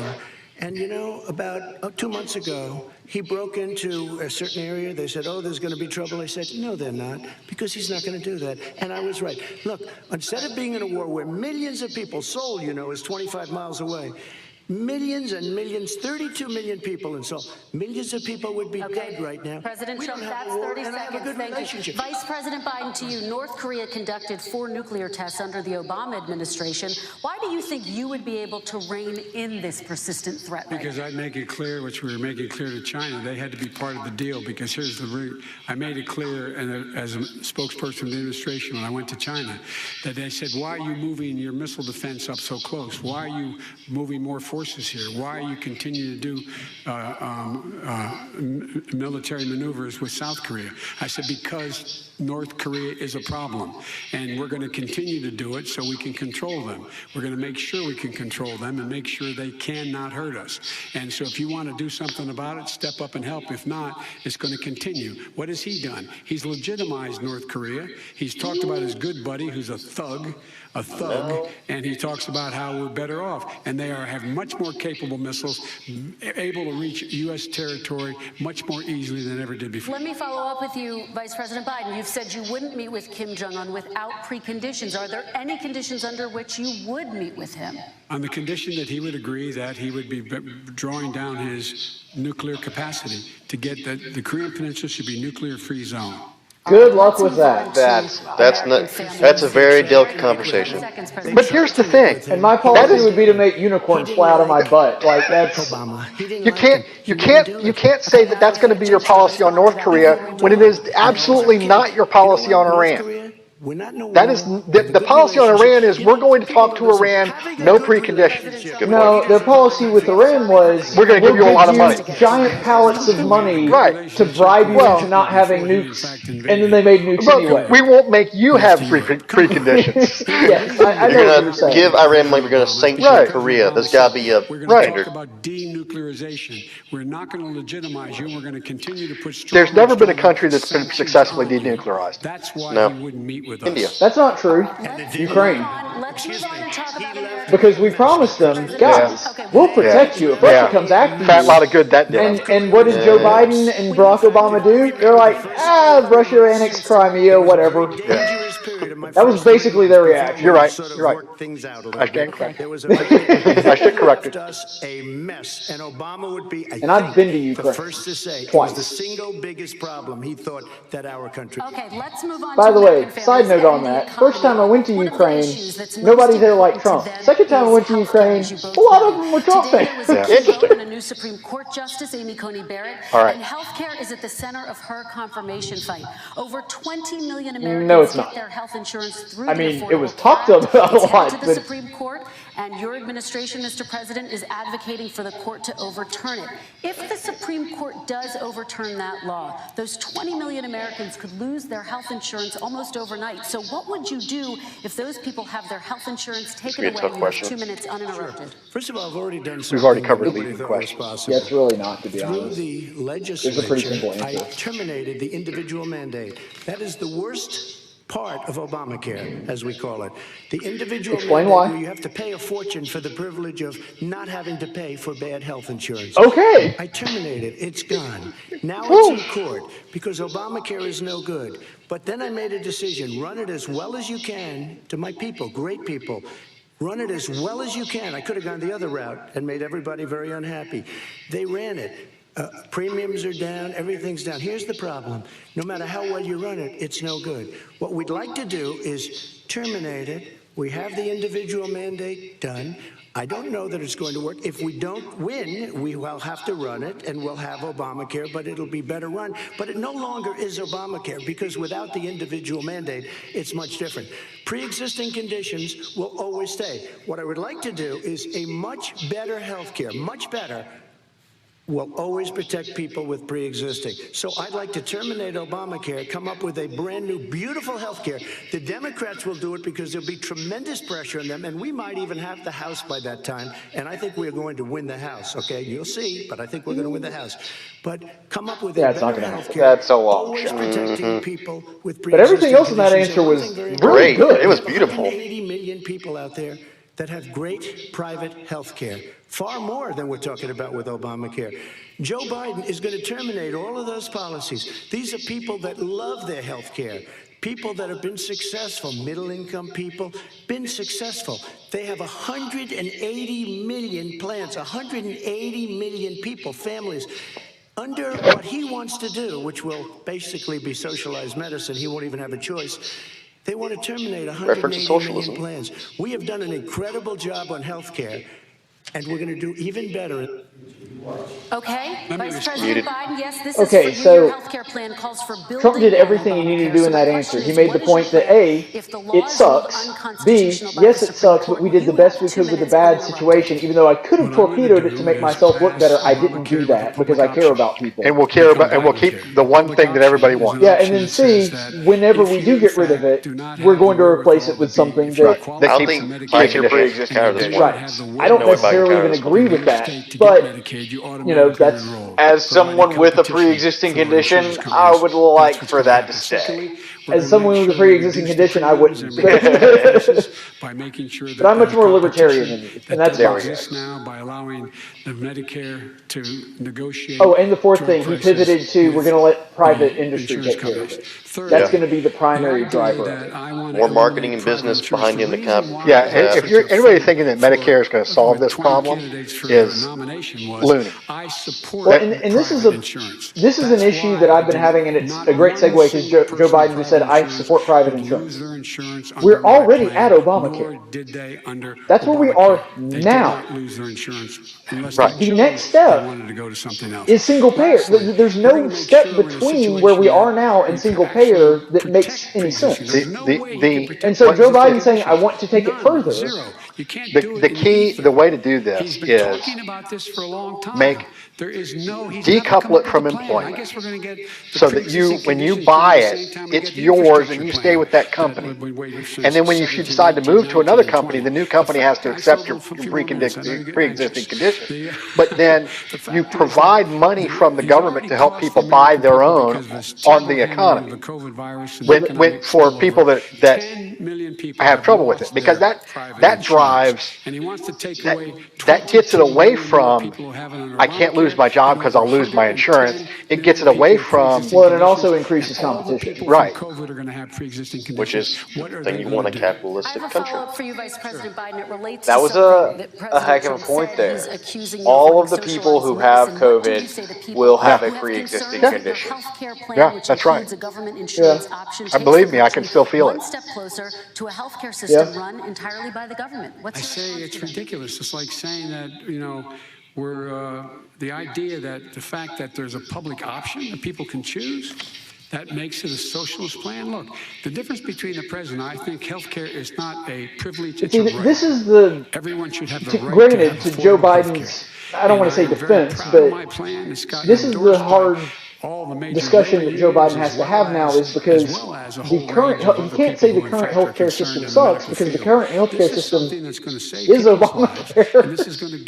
But if he wants to take it further, then he has to basically say what has been done is inadequate. And so he's in a rock and a hard place. So usually midterm elections, midstream elections are a referendum on the incumbent. But on health care, it's a referendum on Biden because Obamacare is his baby, surrogate baby, because he was vice president. It's not named after him, but he has to defend it. It's like Trump coming off, I'm talking about the COVID response. He has to defend the federal government's COVID response. He does a wonderful. People have dubbed them the Trump tax cuts. Well, but the problem is that the difference is that COVID is a bad thing that Trump has got to figure out a way to defend his response to. Obamacare, a lot of people think is a bad thing, and Biden has to defend it. He can't get away from it. Right. As a co-signer for it, he has to defend it. He has to defend it. I'm just saying it's different from what the normal dynamic is, because normally the challenger can be attack on everything. Biden can't do that on healthcare. We have a number of topics we're going to get to. That's a big question. We're going to get to. It's the same thing with socialized medicine. Vice President, your response, please. My response is people deserve to have affordable health care. Period. Period. And the Biden care proposal will, in fact, provide for that affordable health care, lower premiums. And what we're going to do is going to cost some money. But we've had that promise before. $750 billion over 10 years to do it. Slightly off topic, but Grammar Police here, he said period. What does that mean? It means there's something else after that. Unexpected billing and have your technically an ellipse would be period space. For anybody on health Not if you're using words, but I won't get off into that. When he says public option, he's talking about socialized medicine, and when he and healthcare. When he talks about a public option, he's talking about destroying your Medicare. Totally destroying your Social Security, and this whole country will come down. Bernie Sanders tried it in his state. Okay, he's technically correct, but he needs to explain why. Again, he doesn't explain. If he explained it's because it will so overburden the system that they won't be able to pay for those things, then he'd have a point. And those are the limitations of a debate format: is you have a limited amount of time, and you need to get your punches in where you can. And I agree, but that would only take about a sentence and a half to give at least something of an explanation for people to take and move on. To do their own research. It's maybe 10 people. The tax on Social Security. Social Security will be bankrupt by 2023. With no way to make up for it. That's true. This is a guy who's tried to Social Security has been bankrupt for 10 years now. It's got to. 2023 is it's not going to be that fast. It's like 2032. Is it 2030 insolvency though? Yeah, somewhere in that ballpark. Years ago. So that's something for a different election then. He tried to hurt Social Security years ago. All right, let's move on. I'm going to move on. Mr. President, I have to move on to the next question. They said the stock market will boom if I'm elected. If he's elected, the stock market will crash. Okay, let's move on to the next question very quickly. Look, the idea that the stock market is booming is his only measure of what's happening. Where I come from in Scranton and Claremont, the people don't live off of the stock market. Everybody lives off the stock market. Just wait. Just wait. The billionaires in this country made, according to the Wall Street, you have a 401k. $700 billion more dollars. $700 billion more dollars, because that's his only measure. What happens to the ordinary people out there? What happens to them? Let's talk about what's happening on Capitol Hill. Boom. 401ks are through the roof. It's like he's listening to me. Through the roof. And he doesn't come from Scranton. That's like he lived there for a short period of time before he even knew it. We're going to move on to the next question. And the people of Pennsylvania will show you. They do need to move on. As of tonight, more than 12 million people are out of work. I can't believe you went there. You know what would have been a perfect follow-up to that, though? He pulled an AOC, he lived there for like 5 years, and then he moved. They see Washington. She's not from the Bronx. Relief bill. Mr. President, why haven't you been able to get them the help they need? 30 seconds here. Because Nancy Pelosi doesn't want to approve it. I do. But you're the president. I do, but I still have to get, unfortunately. Well, yeah, but he can't just make bills. That's in the Constitution. All spending measures have to originate in the House. Maybe you should read Article 1. November 3rd. Nancy It's the Pelosi first one right after the preamble. And we talk about balance of checks and balances. Congress has priority. Yeah. I mean, there's a reason Congress is Article 1. Yeah. Well, and the executive was designed to be the weakest branch of the government. Well, I don't know about that. I think by design, I think the design was the judiciary, but for the power that way. for the system to work, the judiciary had to be able to take and declare laws unconstitutional. Marbury Madison is correct. Even though it's not constitutionally sound, it does have it makes the whole system workable. Yeah. This is like it's not new. It's been out there. This HEROES Act has been sitting there. And look at what's happening. When I was in charge of the Recovery Act with $800 billion, I was able to get $145 billion to local communities that have to balance their budgets and states that have to balance their budgets. And you know what he also had? He had a Congress that was his party. Yep. Law enforcement officers. Real easy to get things passed when you That's have right. The Congress, not the three branches of government like AOC thinks. The Congress and the executive in the same party. Go bankrupt. Come on. What's the matter with The you? bill that was passed in the House was a bailout of badly run, high-crime, Democrat, all run by Democrats, cities and states. It was a way of getting a lot of money, billions and billions of dollars to these states. It was also a way of getting a lot of money from our people's pockets to people that come into our country illegally. We were going to take care of everything for them. And what that does, and I'd love to do that, I'd love to help them, but what that does, everybody all over the world will start pouring into our country. We can't do it. This was a way of taking care of them. This was a way of spending on things that had nothing to do with COVID, as per your question.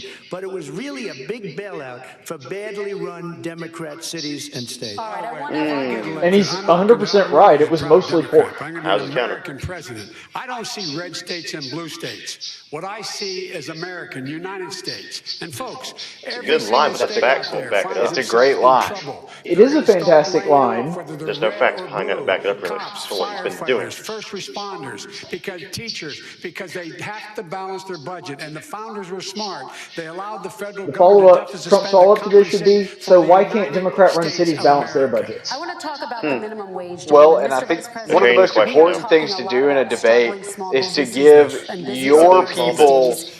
Do you think this is the right material time they ask need them to raise the spin. minimum wage Because of the course, spin to after the $15 debate, I think, is minimum more wage? important Because than I the think actual one of the debate things we're gonna itself. have to do is we're going to have to bail them Well, out, because too. very few people are going to watch the debate. Exactly. Now People are going to watch the those sound bites, businesses, the clips, you know, and they're going to 1 in 6 listen of them going to under. They're not your gonna be able to talking make it heads back. They talk about passed what a they think about what the package that candidate allows said. us to be able to call PPP. Money is supposed to go to help them do everything from organize how they can deal with their businesses being open safely. Schools, how they can make classrooms smaller, how they can hire more teachers, how they can put ventilation systems in. They need the help. The businesses as well as the schools need the help. If they make classrooms smaller, These guys wouldn't it will be not help harder them. to social It's distance? not I think you mean in giving terms any of of the money. size. I think he's I talking about know. numbers. I know. Say we have to help our small businesses by raising the minimum wage. That's not helping. I think it should be a state option. Alabama is different than New York. New York is different from Vermont. You're giving us a Every shout state is out. different. It should be a state option. You said very We have to recently. help. It's Think very that's been important. Trump? We have to help our small But I mean, businesses. he's right. How are You would helping your small barely, businesses you wouldn't when even you're make forcing rent in New wages? York with What's gonna $15 an happen hour is as a Oh, minimum okay, wage. yeah. But in Alabama, these small I mean, businesses you could live in a fire mansion. many of their employees. Maybe not a mansion. Not a mansion, but A nice apartment. you could have a nice one-bedroom apartment. Nice apartment. Recently, you would consider raising Way the more salary space than you wage would to in New York, for $15 sure. an hour. Definitely. That's still the case? And I would consider it to an extent, but In a what I second really administration? like, in a second administration, but not to a level that's going to put all these businesses out of business. It should be a state option. Look, You know what you don't need a $15 minimum wage for? Nice lunch at Chappie's Deli. That's right. Is not so bad. Famous In other club. places, other states, The Texas cheesesteak sandwich, highly recommend Quick it. response, Vice President Biden. 2 jobs, 1 job, be below poverty. People are making $6, $7, $8 an hour. These first responders, we all minimum wage is come down the not street that low. because they've allowed us to make it. What's It's happening? They deserve a minimum wage of $15. Anything below that puts you below the poverty level. And there is no evidence that when you raise the minimum wage, businesses go out of business. That is simply not true. That is 100% true. It's happened every single time they've ever tried it. There was a study that came out, like, I think less than a week ago on Portland enacting the $15 minimum wage, and it destroyed local businesses. But the United States can't locate the parents of more than 500 children. So how will these families ever be reunited? Children are brought here by coyotes and lots of bad people. Cartels. Coyotes is the name of and they it. used to use them to get into our country. We now have as strong a border as we've ever had. We're over 400 miles of brand new wall. You see the numbers, and we let people in, but they have to come in legally, and they come in through But merit. how will you reunite these kids with their families? Let me just tell you, they built cages. You know, they used to say, I built the cages, and then they had a picture in a certain newspaper. And it was a picture of these horrible cages. And they said, look at these cages. President Trump built them. And then it was determined they were built in 2014. That was him. Do you have a plan to reunite the kids? Yes, we're working on it we're trying. Okay, here's the thing. But a lot of these kids They're come over trying without to the kind parents. of... They come over through cartels and through coyotes and through gangs. Vice President Biden, let me bring you into this He's absolutely 100% true on that. Yeah, These kids, those kids are not, their parents are, the people saying that they're parents, a lot of them are not their parents. But, and 100% true, and it's good that he brought that up. Another thing that probably he should have brought up is they're acting as though the kids are separated from their parents because of something Trump did. No. There are a lot of unaccompanied minors that come across with no parents, or that their parents are already in the States or back in Mexico. Or their parents die along the way. Right, and so there's no way to reunite them with their parents. The policy. The other thing as well with that is talking about the cages and stuff, as someone who's not very educated in politics, seeing that and just watching election tonight, that's going to give him more support, I would say, because that's something that's not really talked about today. And now he's bringing that to light, clarification, helps him a lot, I would say. He actually did a very good job of clarifying that issue. Hundreds of sets of those parents, and those kids are alone. Nowhere to go. Nowhere to go. It's criminal. It's criminal. It is criminal, but it's not the government that prevents the criminals. Right, and also that started in 2014. That was it actually started 30 years ago. Well, yes, but I'm talking about specifically, though, there was a policy change with the Obama administration. That it was basically a spin-off of Catch and Release, because the court said that you had to be able to release the kids out to the general public. I mean, every generation, I feel like, has had their immigration story. I mean, going back to, what was his name, Elian Gonzalez in the Clinton administration, coming to Disney World, and then being sent back to Cuba. I'll be president of the United States, not vice president of the United States. And the fact is, I've made it very clear. Within 100 days, I'm going to send to the United States Congress a pathway to citizenship for over 11 million undocumented people. And all of those so-called dreamers, those DACA kids, they're going to be immediately certified again to be able to stay in this country and put on a path to citizenship. The idea that they are being sent home by this guy, and they want to do that, is they go into a country they've never seen before. Okay, here's something that Trump needs to jump onto. You keep talking about reuniting the kids with their parents. What if their parents are in Mexico? And it's illegal. Yeah. Then deporting them is reuniting them with their parents. Right. He has a lot of ways to respond to this. The government has a responsibility to ensure that when it tells, when it gives a kid back to an adult, that adult is a parent. Right. That doesn't happen immediately. No, and half the time, like you said, the people that are claiming to be their parents are coyotes or child sex traffickers that are not their parents. That's right. In fact, drug dealers, because they found out about that policy, actually specifically would kidnap kids and bring them along so they could say that they were their kids, because immigration services went lighter on them. President Biden, your response. The catch and release, you know what he's talking about there? If in fact you had a family came across and they were arrested, they in fact were given a date to show up for their hearing. They were released, and guess what? They showed up for a hearing. No. Over 98% of the cases where they were told to return on a certain date, they did not return on that court date. That's never happened before in America. That's never happened before in America. You come to the United States and you make your case. It didn't happen. It didn't happen in the Obama administration either. Why I deserve it under American law. They're sitting in squalor on the other side of the river. Okay, and that's terrible, but that's not our fault. Yeah, you got to follow the system. You can't blame us for the fact that Mexico sucks as a country. Like, that's not our responsibility. A rapist would come in, a very bad you being poor and wanting a better life is not an excuse to come into the United States of America. Release them into our country. Now you want to go through the process, and then you say fine. they come back. Less than 1% of the people come back. We have to send ICE out and Border Patrol out to find them. We would say, come back in 2 years, 3 years. We're going to give you a court case. You need Perry Mason. We're going to give you a court case. When you say they come back, they don't come back, Joe. They never come back. Only the really... I hate to say this, but those with the lowest IQ, they might come back. Okay, President. That was a really bad way to phrase that. He couldn't have said that. He could have done that a lot better. We should have said only the super honest ones or something like that. Ones with integrity. That would have been a great way to put it. All right, let's move on.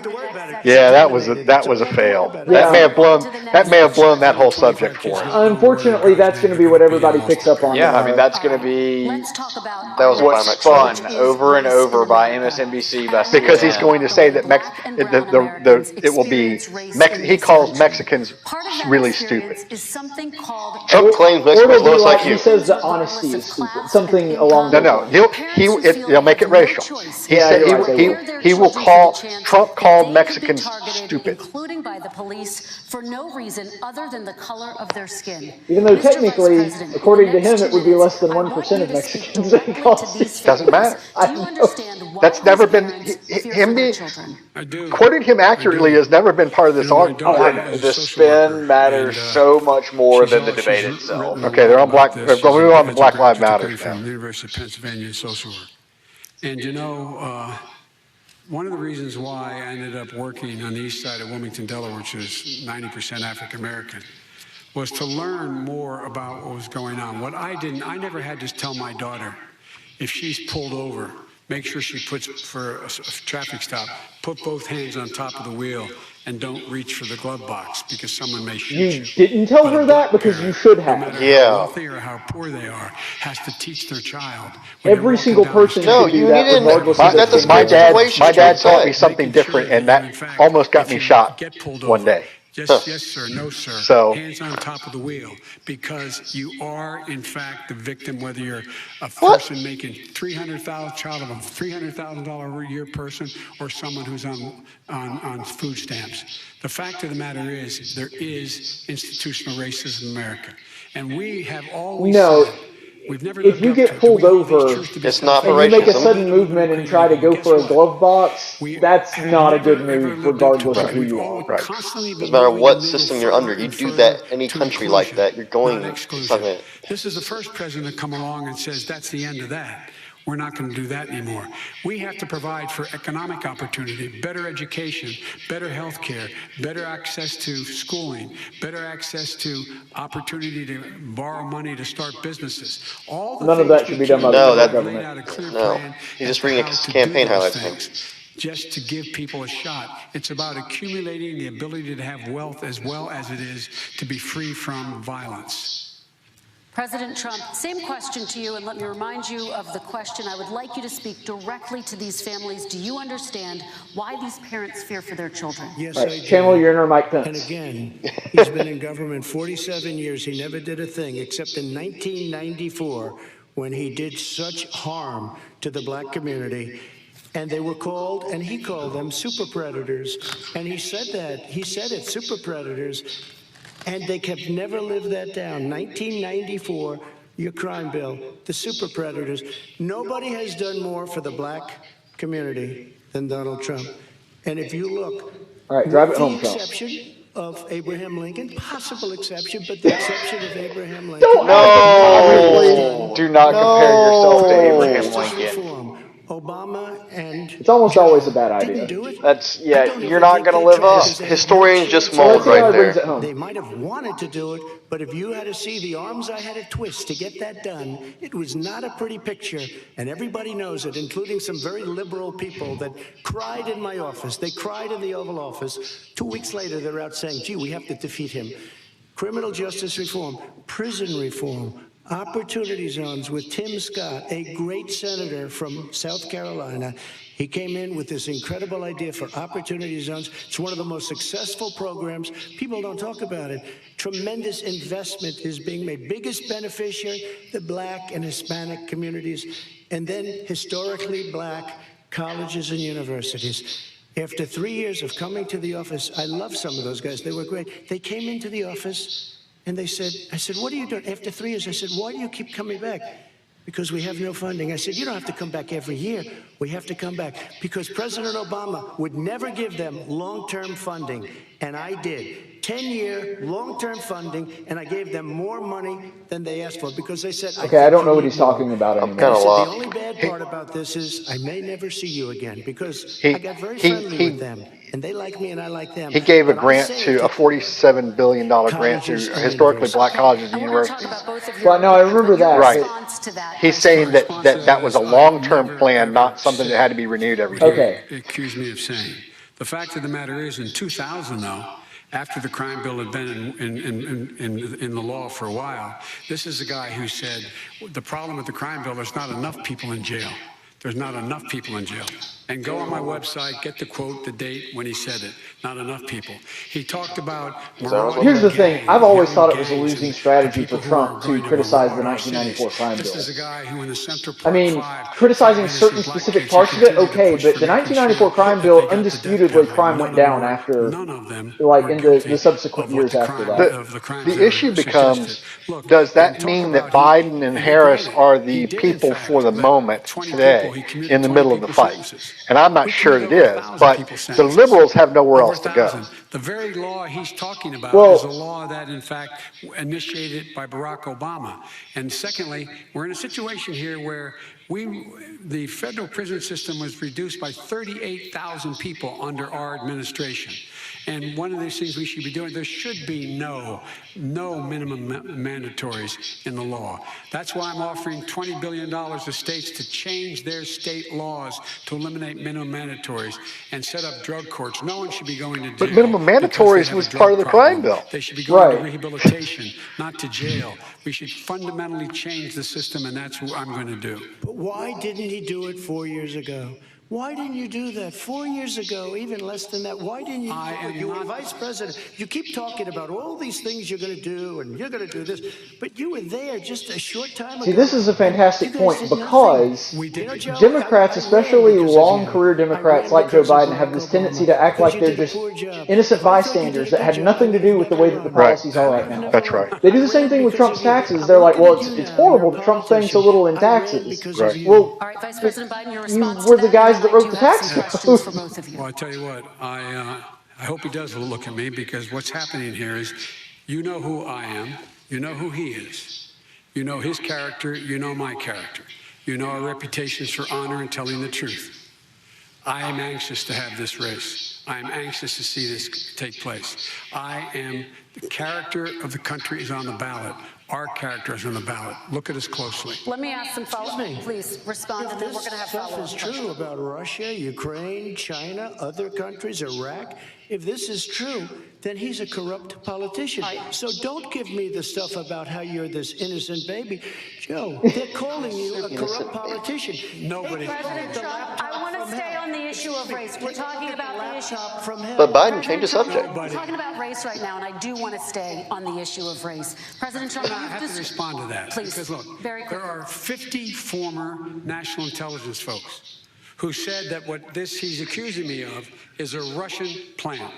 They have said that this has all the five former heads of the CIA, both parties, say what he's saying is a bunch of garbage. Nobody believes it except the Specifically what? his good friend Rudy Giuliani. You mean the laptop is now another Russia hoax? That's exactly what. This That's exactly what. This is where he's going. Oh, Okay, bingo.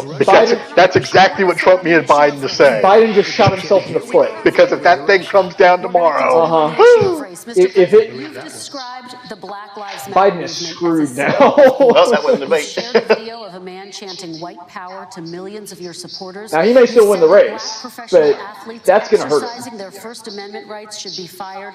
What do you say to Americans who say that kind of language from a president is contributing to a climate of hate and racial strife? Back to presidential. The first time I ever heard that's a much better way to ask that question than the way Wallace did. Will you denounce white power? That's a much better way to ask that question. Talking about our police. Pigs in a blanket, fry them like bacon. I said, that's a horrible thing. And they were marching down the street. And that was my first glimpse of Black Lives Matter. I thought it was a terrible thing. As far as my relationships with all people, I think I have great relationships with all people. I am the least racist person in this room. But what do you say to Americans who are concerned He can if he's in the room with Biden. I what to say. I got criminal justice reform done and prison reform. Presidential debate, you can't say I something took like care of that. black It wasn't a colleges and great universities. response, I but don't know what to say. They can say anything. I will mean, say this they that can he say did that was anything. important. He It's a separated very- black it makes people me from sad Black Lives Matter. When because I say that I don't like Black am Lives the Matter, I'm not least saying I don't like black people. racist That was a person. good. I can't even see the audience because it's so dark. But I don't care who's in the audience. I'm the least racist person in this room. Okay, Vice President Biden, let me ask you very quickly, and then I have a follow-up question for you. Abraham Lincoln here is one of the most racist presidents we've had in modern history. He pours fuel on every single racist fire. Every single one. Started off his campaign coming down the escalator saying he's getting rid of those Mexican rapists. He's banned Muslims because they're Muslims. He has moved around and made everything worse across the board. But again, that's leading to what the spin's going to be tomorrow. Say true or not, that's perfect for the spin. But here's the thing, it's not new. Right. It's old.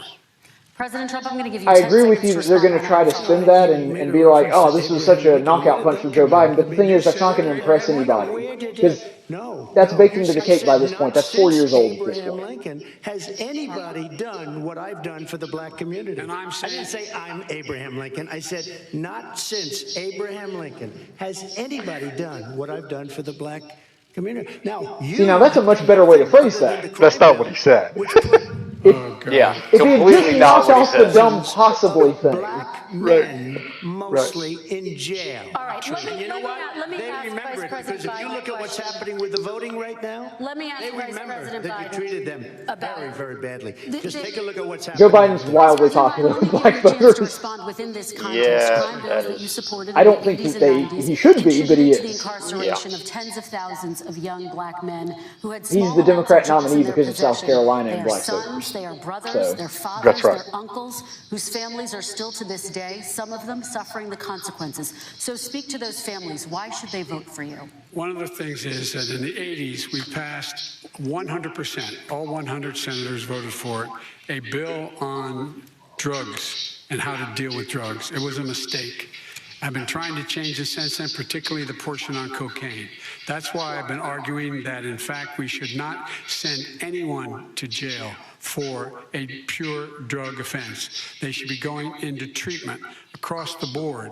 That's what we should be spending money on. That's why I set up drug courts, which were never funded by our Republican friends. They should not be going to jail for a drug or an alcohol problem. They should be going into treatment. That's what we've been trying to do. That's what I'm going to get done, because I think maybe the American people have now seen that, in fact, it was a mistake to pass those laws related to drugs. But they were not in the crime. I have no idea who this appeals to. Yeah, I think it appeals to pretty much any family or friend who either is or has an addict in their family. Because of the link to his son? Because that affects a vast majority of Americans. Addiction is far more widespread than we think. That's right. Especially with his son's connection. Well, especially if you have someone in your family that is using marijuana, happens to sell a little bit, has kept it in your house, and under a lot of state laws, you can lose your house because it was involved in marijuana possession. And you don't even know that your son has it. Well, that didn't happen to me. It happened to somebody I know. Well, it didn't happen to somebody I know, but somebody got the exposure. Not to mention, addiction is now classified by the CDC as a disease. Right. Addiction is a disease. I mean, there's no questions about that today, and you cannot criminalize having a disease. You put tens of thousands of mostly black young men in prison. Now you're saying you're going to undo that. Why didn't you get it done? You had 8 years with Obama. You know why, Joe? Because you're all talk and no action. All right, Vice President Biden, and then we're going to move on to the next That was a pretty good finishing line. Republican Congress. Okay, but not for the entire term. I think they never proposed anything, though. Where is it? I think we get a Biden freezes mid-sentence there for that one. Okay, yeah. Democrats into Gentlemen, we're running out of time, so we got to get on to climate change, please. You both Climate have very change. different visions on climate change. Yes, this is a President hot Trump, you topic. say Well, this is the perfect time to talk about Chaffee's Bill. Vice President Biden, you have said you see addressing climate change. I bet they're just going to take it and just run wild with it. It's going to divert. You know, she asked a question on the Supreme Court, and neither one of them ever actually talked about it at all. You know, and that's a shame because the polls have shown that the American people have been won over by Amy Coney Barrett. They have. They went from being about 60% against her being confirmed before the election to now, I think, 57 in favor. Right. So, like, and I know we're talking over swing in a very short amount of time. I know we're talking over about this, but it's climate change. Nobody cares about. Exactly. Yeah. That's kind of why I'm doing it. And honestly, when I first saw Trump nominate a Supreme Court justice, I thought that very well could have been what doomed his campaign, because the Republican Party fought so hard against the confirmation of Merrick Garland and so many other district and circuit court judges, and then Mitch McConnell saying, we're going to ram this one through. That was a very bad look for the Republican Party. But I think it was hypocritical. But I think that Amy Coney Barrett has, in a very large sense, saved face for the Republicans as a whole. Tens of millions of jobs, thousands and thousands of companies because of the Paris Accord. It was so unfair. This is a very similar policy as with COVID. It's important, but you can't be afraid of it. If you shut down economies for the new Green Deal or whatever, you're going to end up doing more damage than you do it. Just look at California's shutting down, having blackouts during the, rolling blackouts this summer. So much so that they're using taxpayer money to buy electricity from other states. Right. Yep. But taking everything back to like a 50,000-foot level, that's just something that the left does. They love having these giant phantom albatrosses to be able to... They're like Don Quixote with the windmills. They want to say that there's giants out there, and they go looking for giants to slay so that they can be like, I'm going to protect you from the giants that are out there. Eliminating all the regulations that were put in by us to clean up the climate, to limit the limited emissions. The emissions are being limited because the fact is in Europe they're changing the way their cars are built to be like a certain lower or going to electric, something like that. So it's going to go lower no matter what we do. But emissions are declining because we're willing to do fracking. Which means that coal is being replaced by natural gas that's by fracking. So that's the kind of trade-off you have to make. Well, and America has actually decreased its carbon emissions since we pulled out of the Paris Climate Accord faster than every other country in the faster than the Paris Accords would have required. Because of fracking. Because of fracking. And we would do it even faster if we had a decent policy on nuclear power. Saving hundreds of millions of barrels of oil in the process and creating significant number of jobs. Because the leftists said that nuclear is bad, so you can't use nuclear bombs, so no. Millions of jobs. And it's going to clean the environment. It's not going to create millions of jobs. And our jobs are at stake. That's what's happening. It's going to send solar panels are going to send jobs to China. Solar panels and batteries are sending jobs to China. And it's also important to note this too. because China has significantly less environmental regulation than us, it's going to cause much more harm to the environment being sent over there as well.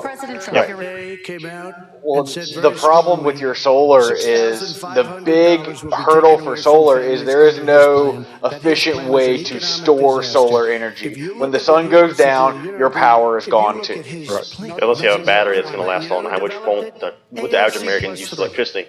They know nothing about the climate. I mean, she's got a good line of stuff, but she knows nothing about the climate. And they're all hopping through hoops for AOC +3.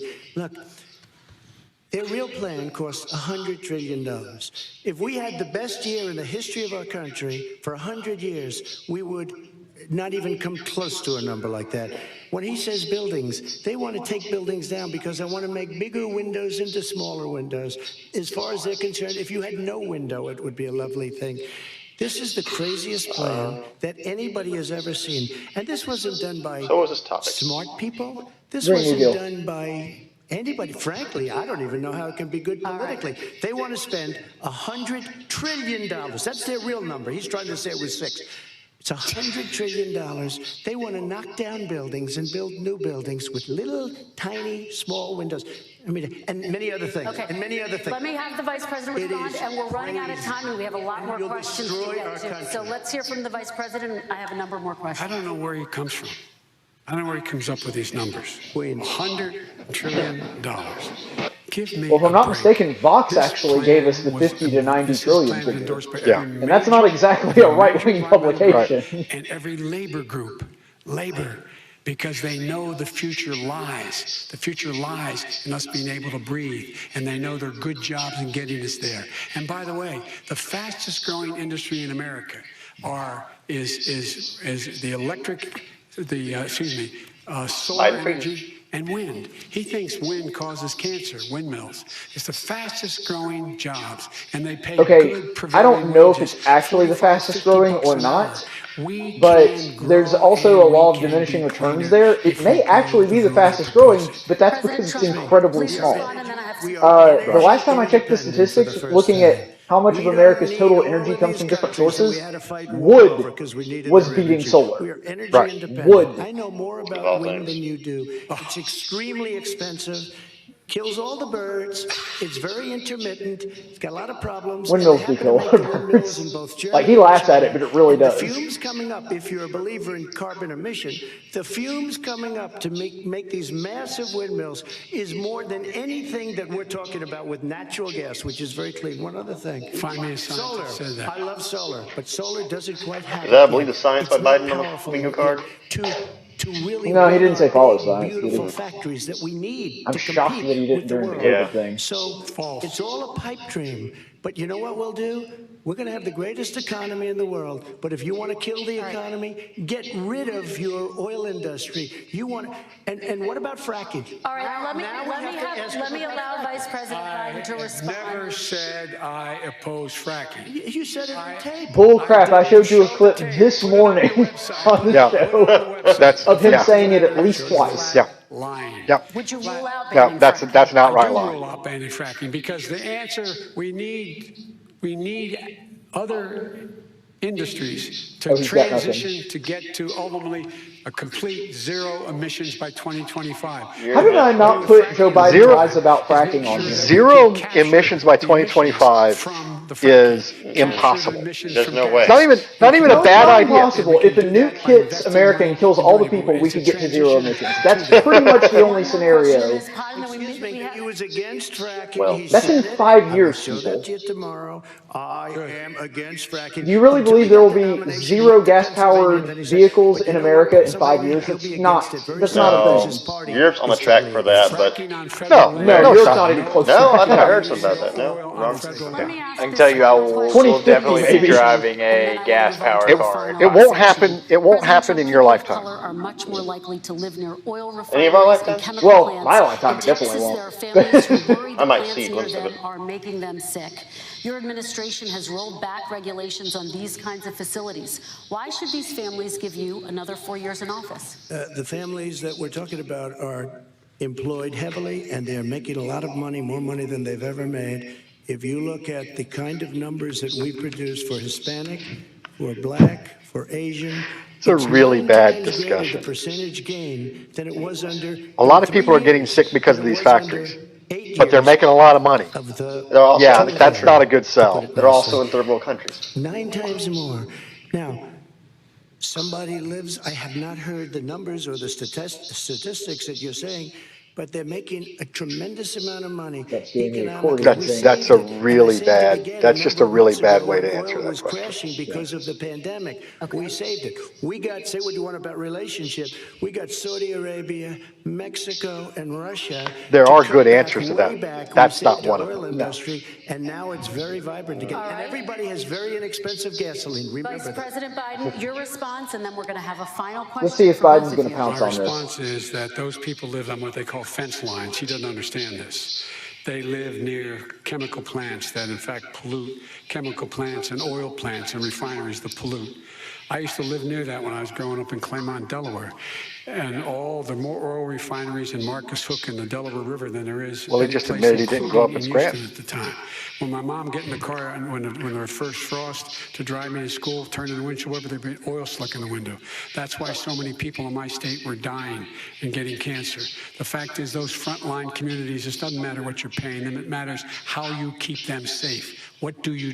And you impose restrictions on the pollutions, the pollutants coming out of those fence line communities. Okay, I have one final question. Would he close down the oil industry? It falls. Would you close down the oil industry? By the way, I would transition from the oil industry, yes. Oh, I would transition. It is a big statement because I would stop. Why would you do that? Because the oil industry pollutes significantly. I see. Here's the deal. But that's a big statement. Well, if you let me finish the statement, because it has Shut to up, be Trump. replaced by Let him renewable answer. energy over He's time. about to shoot himself in the face. Over time. And I'd stop giving to the oil industry, I'd stop giving them federal subsidies. You won't give federal subsidies That's to actually not a bad to point. gas, excuse me, to solar and wind. Yeah. Why are we giving it to oil industry? We actually do give it to solar and wind. We And have that's one maybe the final biggest question. statement in terms of business. That's the biggest statement. Okay. Because We have basically one what he's final saying question, is he is Mr. going to President. destroy the oil industry.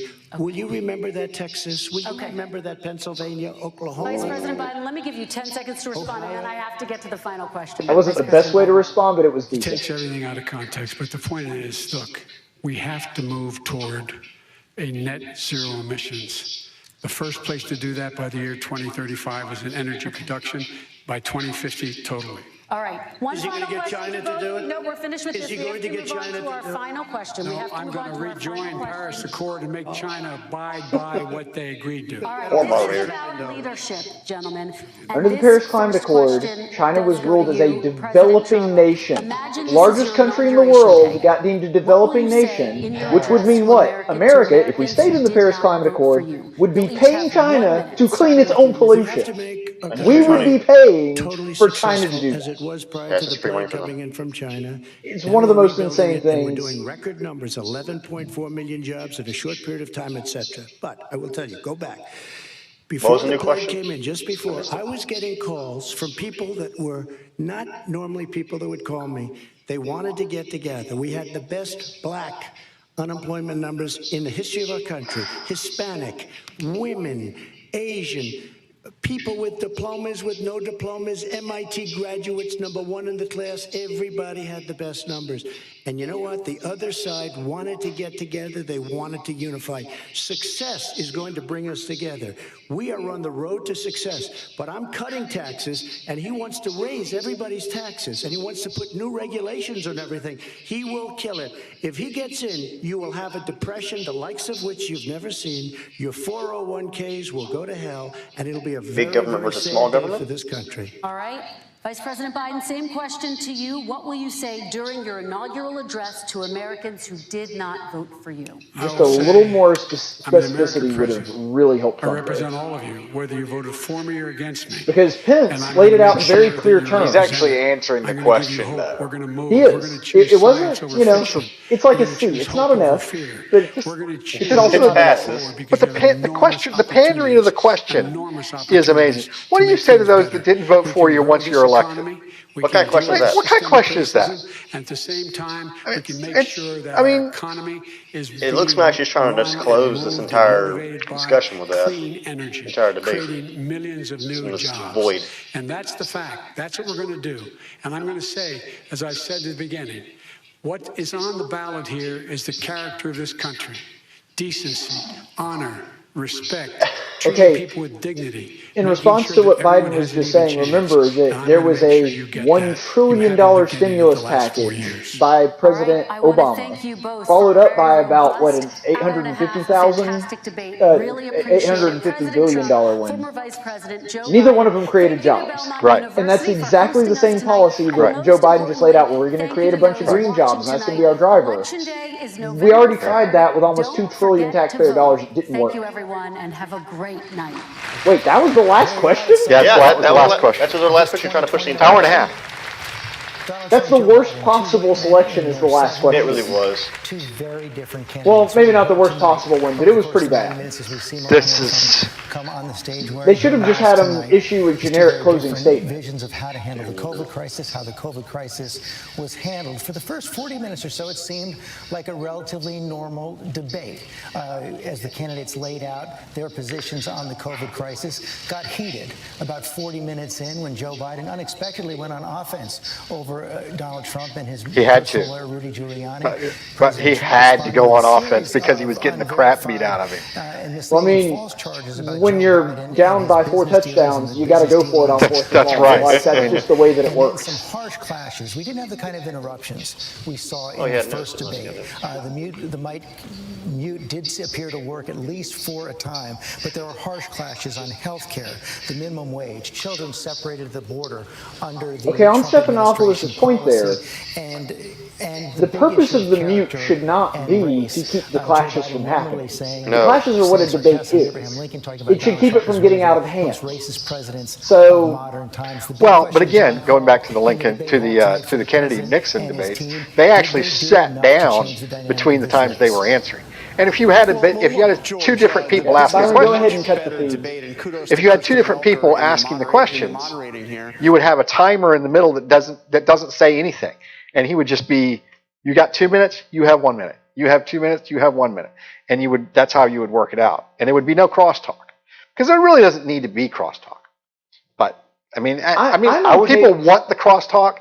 The debate commission wants you to think that people don't want the crosstalk, but people do want the crosstalk. People do want the crosstalk, and I don't have a problem with the crosstalk as long as it doesn't get to the point that it did in the last debate to where they're just yelling over one another. It was good tonight. It was good tonight. Yeah, tonight I do think the format helped it. Here's one question that I'll pose to y'all because I have an answer in my head, so I'll just give you mine first. I actually think that if they had not announced the muted thing, like if they hadn't muted the mics or anything like that, it would have looked almost exactly the same. I think that Trump went into this knowing that he couldn't do what he did in the last debate, because there were several times where it didn't appear that his mic was muted, that Trump just let Joe Biden speak. And so I don't think that the muting of the mic was actually necessary. It may have helped 1 or 2 times, but I really don't think that it made that big difference. It might help in the post spin. Well, Trump didn't talk because he knew he was going to be muted. But that's still just spin. It's not actual. It's not actual something you can prove in one way or another. True. And I think that where the mute came in and affected the debate in a positive manner was in the prep. In prepping for the debate, Trump knew he was going to be muted, and that kept him from overextending himself, from looking more like he's just pecking at Joe Biden over and over and over again like he did in the first debate. So you think that it may not have actually made a game day effect, but it may have made a difference in the way that the practice was held? Absolutely. Yeah. Okay, I can see that. I don't know if it's true or not, or if we can ever know that or not, but it's an interesting... I think the only people that are going to know this are Trump's campaign team and his debate prep team. His staff, and that gets to my point from before the debate that I think that the mute button is going to help Trump, is because even if it's only a game, the way he did the game plan prep, it still matters. It's a factor. Yeah, it's it's the manager of the world. Which pitchers are going to be on the roster for those 7 games? I mean, and he knew he had to be on his game, and man, he was on his game. He was sharp. He was, I won't say respectable because we're still talking about Trump, but he was reserved, certainly for him. Sure. He went after Biden with specifics. Mm-hmm. I mean, now, if I were on the Biden campaign staff and in the debate prep on the Biden side, I would have used the mute in a completely different way. I would have continued to peck at Trump. I would have continued to forget the mute because Trump can still hear Biden. And the second and Biden Trump can still hear Trump. Yeah. But the second that Trump starts to get riled up, that's when he loses his cool. That's when he doesn't look presidential. That's when he looks like he's getting catty. That's right. And I think the Biden team could have used that to their advantage because the American people wouldn't have heard it, but Trump would have. Right. Yeah, I think that's a fair point. Before we do go any further, because I got a couple more follow-up questions for you guys, and we'll talk about who we think won the debate and what they needed to do to try to persuade voters that are still on the fence. Before we do that, I do have to mention our fantastic sponsors, Chappie's Deli. Guys, thank you so much for sponsoring this. Got our merch here, the Chappie's Deli sweet tea that they provided us with, giant sandwich tray, which I had 3 or 4 different sandwiches. Every single one was fantastic, even though they were different. I had, the pastrami one. I've never had a pastrami sandwich from Chappie's, and it was really good. That was probably the best pastrami I've ever had. That's mostly because there's no pastrami there by the time you go when I've already been there. See, that's what it was. Last time I didn't get to the sandwiches until after the debate because I was busy on setup. That's right. Now I know why. I just thought the last one didn't have any pastrami. Turns out it was Brian. Right. But let's see. I had a ham. I had a turkey. Man, and it's just all fantastic. It's much better. And I consider myself pretty good at making sandwiches. I've been doing it for a long time. I can't make a sandwich like Chappie's. I just can't do it. And so that's something. Half the time when I go to a deli or a sandwich place, I'm eating and man, I paid $7 or $8 for this, and I could make this at home. Not true at Chappie's. Not true at Chappie's. Lots of specialty breads, and another thing that I love about them, because they are a local business, they treat you like family. They treat the customer as though it's important because they're a local business. They can't get away with treating people like crap. They can't do it like a franchise. They have to treat you like you're important, or they would lose their business. David Barranco is one of the top-notch people in this town, and he instills that culture in the entire organization. I mean, it really is. So yeah, top to bottom, you really can't beat a staff like Chappie's. That's right. They got the best service. They've got the.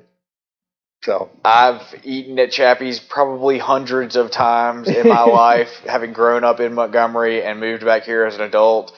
There are Chappie's in Birmingham, though, aren't there? No Chappie's in Birmingham. I don't think there are anymore. There used to be. There used to be, but Auburn and Prattville are the only locations outside of Montgomery. Sucks to be you, Birmingham. Yeah, that's right. But no, having gone to Chappie's from a young child to a young adult, I've literally never had a bad experience at Chappie's. And anytime I came close to having a bad experience, I got a free meal out of it, and they made it right. Yeah, and that's just the kind of people that they are. I've always had, like you said, never had a bad experience with it. It's been nothing but pleasant. And another thing that I wanted to mention sort of on top of that is Chappie's, I think that people sometimes forget, their menu is huge. Yeah. So if you have the Buffalo City wrap, are you kidding me? There are very few better wraps in town than the Buffalo City.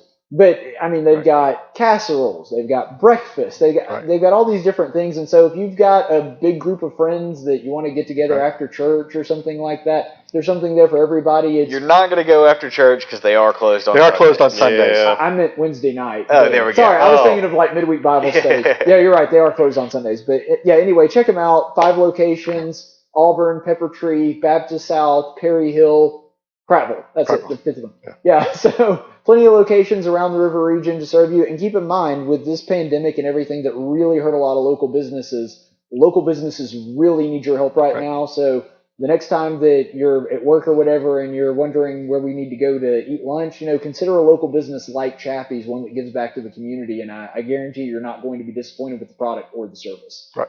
All right. So, on this debate, who won? Simple as that. Trump won. He followed the Gus Malzahn strategy. He got a big lead and held on. The first question he completely dominated, the COVID question. I think he dominated it more than Pence did. And Biden was playing catch up from there, and he never got Trump off his game. So I think Trump won this rather handily. Personally, I think we're scoring the game a little differently. Okay. Because I think this is subjective, so that's okay. From a pure debate perspective, if you are just taking the debate on its face, I think that Trump probably squeaked a win out, like you said, because of an early lead on that first question. Yeah.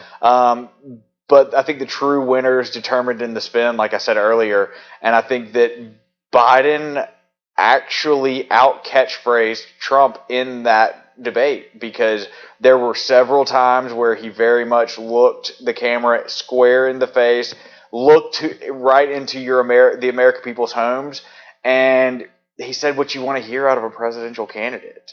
It might not have been on topic. It might not have been exactly what needed to be said at the time. But I think that he gave his spin doctors in the liberal media some really good sound bites to play over and over and over again and to spin in his favor. And that will raise the question of, can the Trump spinners, and they're already in action, I've already been watching them on Twitter, can the Trump spinners hang the outright lies that Joe Biden said on him?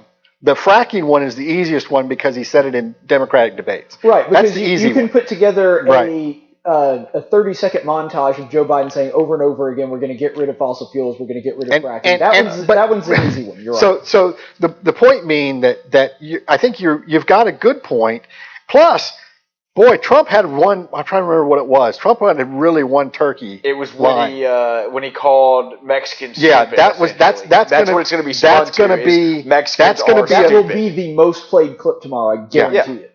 Yeah, on both sides probably, but just because the Trump people will be defending it, the other side will be. Well, and it's one of those things where if you give a fair view of the context that he said, he's not wrong, but it's something you really don't want to say, and because it makes it look really bad to say only stupid Mexicans follow the law. I mean, that's really a bad thing to say, and it's gonna that, and on top of it, they'll be able to spin the hesitancy as well, because you may remember when he answered that, he hesitated and he says, I don't really like to say this, but now the reason that he hesitated, there's the reason, and then there's the reason the media pundits will give. Right. The real reason is he knows that it's going to be spun badly, which is the reason that he shouldn't have said it. Which is why he would have only said, which is why his proper answer would have been only the very honest ones showed up. Mm-hmm. That's a much better answer to that. But the way that it's going to be spun is, well, see, here's what's happening. The president knows that he's racist. He knows that what he's saying is racist, but he didn't want to say it because he doesn't want people to think that he's racist. That's how they're going to spin it. It's not true, but that's how they're going to play it. So, to both of your points about Trump doing better in the opening, I think that we do kind of have to look at this from a couple of different vantage points. To anybody that actually sat down and watched the debate, because over and over again, and this has been true for decades, most people don't watch the whole debate. Right. They watch maybe the first 30 minutes, and then viewership dramatically drops off after that. And if you just saw the first 30 minutes of that debate, it looks like Trump smoked it. Yeah. I mean, it looks like it wasn't even close. And I'll say from a college student perspective as well, it's like watching the debate, I'm thinking, what's going to grab a certain audience's attention? What audience are they targeting in this debate is my thing. Because to me, as a college student, look at this, the 18 to 24-year-old spectrum, I don't see much difference in where I'd be voting. because they didn't really appeal too much. Healthcare and some other things, yes, that kind of grabs our attention, but the younger voter age group, I say, did not really grab too much attention tonight. Well, I think neither candidate really gave a whole lot of red meat to that particular demographic. And that's partly because that's not a really big voting bloc. Yeah. To be perfectly honest. Well, and also where you hit that voting block is on social media, is in ads. It's going to be those 30-second clips that, you're right. For a younger generation, which I'm a part of, our attention span is not terribly great. We're not going to sit through an hour and a half long debate. There are not many 18 to 24, 18 to 30-year-olds that are going to sit through and watch the entire debate. We're in college, so we're more busy about that. I'm 31. I can count on probably one hand, if not two, the number of friends that I have that watch the whole thing beginning to end. Oh, yeah. If that. Two hands is a max. Two hands is the absolute max. And we're both politically savvy and have friends that are involved in politics, and that's true for both of us. Right. So you're right on that. They probably didn't play much to that, and that's probably because they know that this isn't the format to do that anyway. So that is a factor to take into consideration. But if I'm just looking at who won the debate, obviously that's not really going to be known to us until the polls. But I think that the winner here is Trump for two reasons. The first being that, like I was pointing to a second ago, for the people that actually did watch the debate and they only watched the first 30 minutes, man, I mean, there's just no comparison. Trump destroyed Biden in the first 30 minutes, and he did it on a subject that he actually is generally vulnerable on with the COVID. I mean, because a really bad thing happens, the incumbent president it's going to stick to his hands. I mean, he can't get away from it. But he didn't shy about, woe is us. We had a bad thing happen to us under my presidency. He had this is what we're doing to fix it. Yeah, it's bad, but it was neither unrealistic about how rosy scenario is, but it was specific about what they are doing. But then again, a nation in the middle of a crisis or just off of a crisis historically will re-elect an incumbent president. That's pretty par for the course. That's generally true. As long as the incumbent is somewhat optimistic about the future getting correct. Out of it. Because if you look at Carter and Bush 41, that's not what happened. The crisis created in Carter a sense that he was not big enough for the office, and with Bush 41 a sense that Bush was bored with the office, and that was not what Trump. That's not what Trump portrayed tonight. Yeah, but the second half of that, and the reason that I think that Trump really pulled out a W here, is that he stopped the bleeding and then some. Yeah. Because the polls showed that after that first debate performance, Trump dropped significantly in the polls. He was pulling. He was still behind, but he was making up a lot of ground. There were several key states where he was only behind by 4 or 5 points. He lost a week, and he went down to minus 11 in some of those states. And there were two things that I think have been a saving grace so far. One was Amy Coney Barrett and the confirmation hearings and everybody making such a big deal about them. She may be, and this is weird, but this may be the first time a Supreme Court nomination has actually helped the president get elected in a very, you can draw a 1-to-1, you don't have to do any dot connecting, it's a straight line between the nomination and President Trump. And then tonight, President Trump showed it's not just good Supreme Court nominations. I can, hold my own, and I don't have to run over the other person and be a bully like I was in the first one. And so he really did some damage control tonight, which Trump desperately needed. So I think that he actually won tonight. And remember, I'm the only one on our panel of 5 that said Biden won the last one. Right, that's true. So I'll tell you what, if you were to take Amy Coney Barrett and switch her with Brett Kavanaugh, Trump would be done. Completely and totally done. It would be over, final nail in the coffin. I think Amy Coney Barrett is Trump's biggest asset right now, and he needs to tout her all the way to the back. I was wildly critical of President Trump for nominating Kavanaugh instead of Amy Coney Barrett. And given the information that we had at the time, I still think I was correct in my analysis on that. But if nothing else, just sure a sheer happenstance, man, did that help him out. Well, he could not. He could. I mean, you're absolutely right. Kavanaugh would sink his presidency if he was the one coming up forward. I'm not sure anybody else could have. I mean, maybe Bill Pryor could have helped him out, possibly. But maybe, but only because Bill Pryor took down Roy Moore. So I mean, so he's not. What I'm saying is that gives him protection from the left. I think Bill Pryor would sail through confirmation more than anybody else, but more than anybody else that Trump could put up. But I totally agree with you. Amy Coney Barrett was the type of nominee he needed to have that people could run on and be a successful. And the proof of that is the question was asked and nobody talked about it. I mean, the question was to Biden about the future of the Supreme Court, and all of a sudden they were on a completely different subject. Biden did not want to he did not attack. And that is a marked change from the past week. Well, both Joe Biden and Kamala Harris on multiple occasions went after that. Right. It is not. What that tells you is somebody got some polling data. Mm-hmm. Well, there were probably because there were flash polls today about what the Democrats did in the Judicial Committee about not showing up for the vote. And that looked bad. Poor form. That's really poor form. And they did not. He didn't want to. And he finally got into.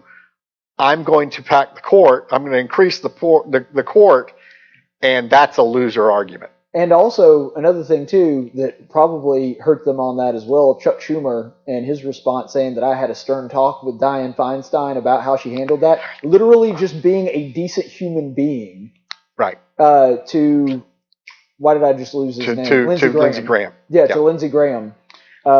Just hugging him and saying, look, Dianne Feinstein is still going to vote against Amy Coney Barrett. I think you're absolutely right. I think that was a case of Democratic pollsters saw that and said, wow, this is a loser argument. Which I don't want to get way off into the weeds here, although we kind of already have.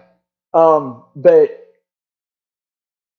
how much does it say to Democrats' character that they had to have pollsters tell them that attacking an incredibly successful federal judge who is a mom of 7 and has 2 adopted children of a different race than her was a really dumb idea? Well, how did they not? The problem is they had no choice but to appease their base that was going to be mad at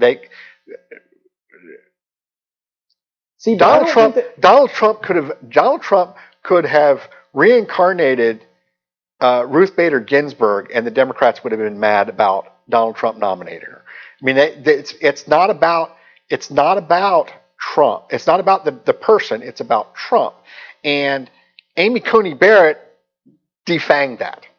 She really did. I mean, she held up the card. Holding up a blank piece of paper was incredible. And it ended I mean, they kept talking, but it really ended the whole thing. Yeah, I mean, she is like I said earlier, she is by far Trump's biggest asset right now, and he needs to ride her the whole way through if he wants to win this election. Well, what you were saying earlier, Mike, about it being more about the spin and the reaction than the actual thing itself, a very, very, very tiny percentage of the American population actually watched Amy Coney Barrett's confirmation hearings. But how many people saw the card? And if you're on the left, what do you do with that? How many memes have you seen with Amy Coney Barrett holding up something, saying something, whatever it is? Yeah, my favorite one is if you're a sports guy. There was a Super Bowl several years ago with the Seattle Seahawks, and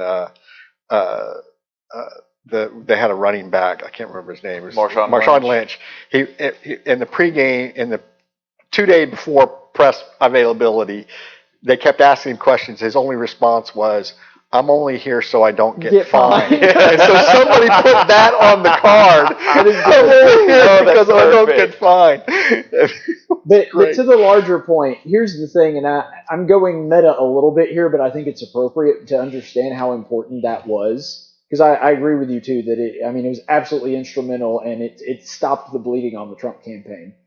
The thing that is so important about Amy Coney Barrett, Justice Scalia, Justice Clarence Thomas are symbols of natural law, originalism, and constitutionalism. I mean, if you were to think of people that sort of represent that, it's those guys. Amy Coney Barrett is all of that, and in concert with being that, she is also the physical embodiment of it. Because she lives out that natural law. And that's really even recognizing that I don't think there will ever be a serious challenge to Obergefell in gay marriage. I don't think there ever will be a challenge for it. I mean, I think like there will never be a serious challenge to Roe. I mean, no, there will be serious challenges. The Alabama law is actually designed to be a serious challenge. It was designed that way, but it's never. I don't know that it'll ever get there. If it gets to the Supreme Court, I don't see a way that it ever overturns it. But Obergefell is really. I mean, they talked a lot about super precedents in her confirmation hearing. Okay, and they talked about Roe as the Democrats latched on to Roe as a super precedent. The reality is that Obergefell is a super precedent. There's never going to be a challenge to it because I just don't think. I mean, I don't necessarily agree that it was well decided. Well, it wasn't well decided. It wasn't well decided. But the point being that you now have people that are relying on that, and no state is going to raise a challenge that tells 10,000 of their couples that are in their state you're no longer married. And I just don't see that ever happening. That's a purely practical terms. I mean that's a state politician's death sentence, right? Yeah. Well, look, Roy Moore ran on that, and it didn't get him over the hump. Of course, there were other things. There were extenuating circumstances with. But Roy Moore also he won the Republican primary against a really bad candidate, a really vulnerable candidate. Well, and a terrible field. Trust me, I worked for one of those candidates. It was a terrible field. I'll ask after which one you worked for. I'm curious about that too. That was my first instinct. But the thing is, super precedent is it has been there so long that undoing it is basically impossible. And also there is no serious contention as to whether or not, like for example, school segregation is a good example of super precedent, that it's to the point that there's no serious challenges to it. And that's what the definition is not that anymore. It is not that yet. It may be one day. And I think you're right. There's not a state politician that wants to make that their hill to die on. You're 100% correct. That's what I mean. Yeah. Look. I've been on Kevin's show, and I've had black people God bless call you me. for that. Yeah, I know. When I would go on Monday mornings when we would talk politics and not the monthly Thursday religious part. Yeah. I would have black people call up and say, we need to resegregate the schools. So there are people out there that want to resegregate the schools. Yeah, a handful of random nuts. Right. I think Caleb said it perfect. No politician wants this to be the hill they die on. No politician's going to be the hill they die on.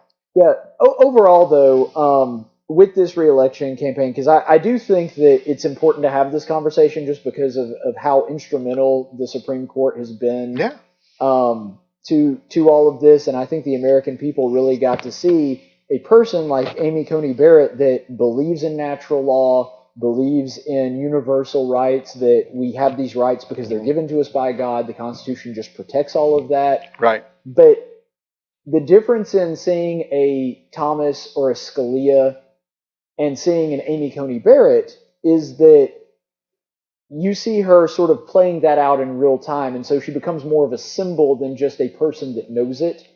And the reason that is so good for Trump is because it's a worldview thing. People remember symbols. They can understand narratives better than they can understand an explanation. Well, and from a conservative perspective, like how perfect is it that the person Amy Coney Barrett replaces is Ruth Bader Ginsburg, who embodied the left more than any Supreme Court justice we have seen ever. And Amy Coney she Barrett literally became a cultural icon, just like Amy Coney Barrett. She became the notorious RBG. Literally became a cultural icon. And Amy Coney Barrett is the polar opposite and embodies everything that the right stands for. Yeah. Right. And so I do think that has been important for Trump's re-election, but I guess that kind of leads me to the final question of the evening, which is, what does Trump have to do now? Because this was Trump's last biggest known opportunity. He has plenty of other opportunities. I'm not saying that he doesn't have other opportunities to make inroads with voters, but this is the last big official event. Anything else he does, he has to come up with on his own.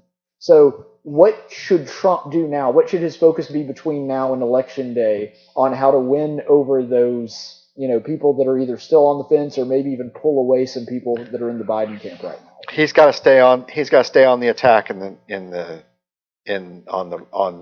stump. He has been very good over the last a week and a half, really, after he got out of the hospital. Yeah, he's been 100% on message. He's been 100% on message. He has to stay there. He has to stay on message, and he has to stay on the stump, and he has to make it clear that he's the one that's the leader that's gonna walk into, not gonna be afraid, not gonna be the Hitchhiker's Guide, don't panic. He's got to be that guy. He's got to be the guy that stands up and says, we've got this. We can beat this. We can keep going. He's got to keep that momentum up. I think the debate helped him in that. He did not undo any of that today. No, I think he made not a massive gain, but I think that it wasn't a touchdown, but it was a really impressive drive that ended in points on the board. Yeah, that's right. I think that's fair. I'm not sure it wasn't a touchdown. I mean, he may have missed the extra point, but I think Yeah, I mean, I could maybe even see that. I mean, that's sort of a subjective thing, but here's the best way to phrase it. Trump did what he needed to do tonight. Could he have done a little bit better? Sure. Yeah. But it also could have been a lot worse. And yes, he avoided a disaster. He avoided stepping in it. And I think he did gain some momentum, which is good moving forward, because this was the last big planned stand where he has a guaranteed audience of people that are at least somewhat undecided or somewhat that wouldn't necessarily pay attention to politics year round that were watching this, and I think that was important. Mike? So I'm glad you made the football reference of scoring a touchdown. Hey, it works in Alabama. Everybody gets it. Being in Montgomery, I'm reminded of my time playing for John Tatum at Montgomery Academy, and was blessed enough to do so. And he used to always tell us something when we were up at halftime: act like you've been here before. Act like you've won a football game before. In my books, if the election were held today, Trump would win, partially because of the fact that an incumbent has such a huge advantage, especially an incumbent in a time of crisis, and the confirmation hearings of Amy Coney Barrett. I think Trump is your leader in the clubhouse, to throw a golf reference in there. And I think that he really needs to just not screw it up. What's gonna lose it for Trump is gonna be getting down in the weeds, getting into a cat fight with Joe Biden, and losing his presidential look. He's got to let other people do that. He doesn't have a lot of that presidential look because he's not your typical politician, but he needs to remain presidential. I think that remaining presidential is incredibly important, and unfortunately sometimes undervalued by Trump's base, because they don't care whether he looks presidential or not. They just like Trump. And I'm saying that partly in criticism and partly just as a sheer observation, But the thing is, the average American does really care about that. And the Trump people, I think, Trump has people around him that understand that, and that's part of the reason that he looked a lot better and a lot more presidential, maybe not as presidential as he could have. But I do want to push back a little bit on something you said and see how you react to it, because I think that you're at least partially right, but I do want to sort of see what you think about this. Since we've already gone with the football reference once tonight, I think he has to do more than just not screw up. And the reason that I say that is, technically Trump is still behind. Now, if you're ahead, then you can just kind of sit on the ball and run some real conservative rushing plays and not throw the ball real deep or anything and just hope to run out the clock.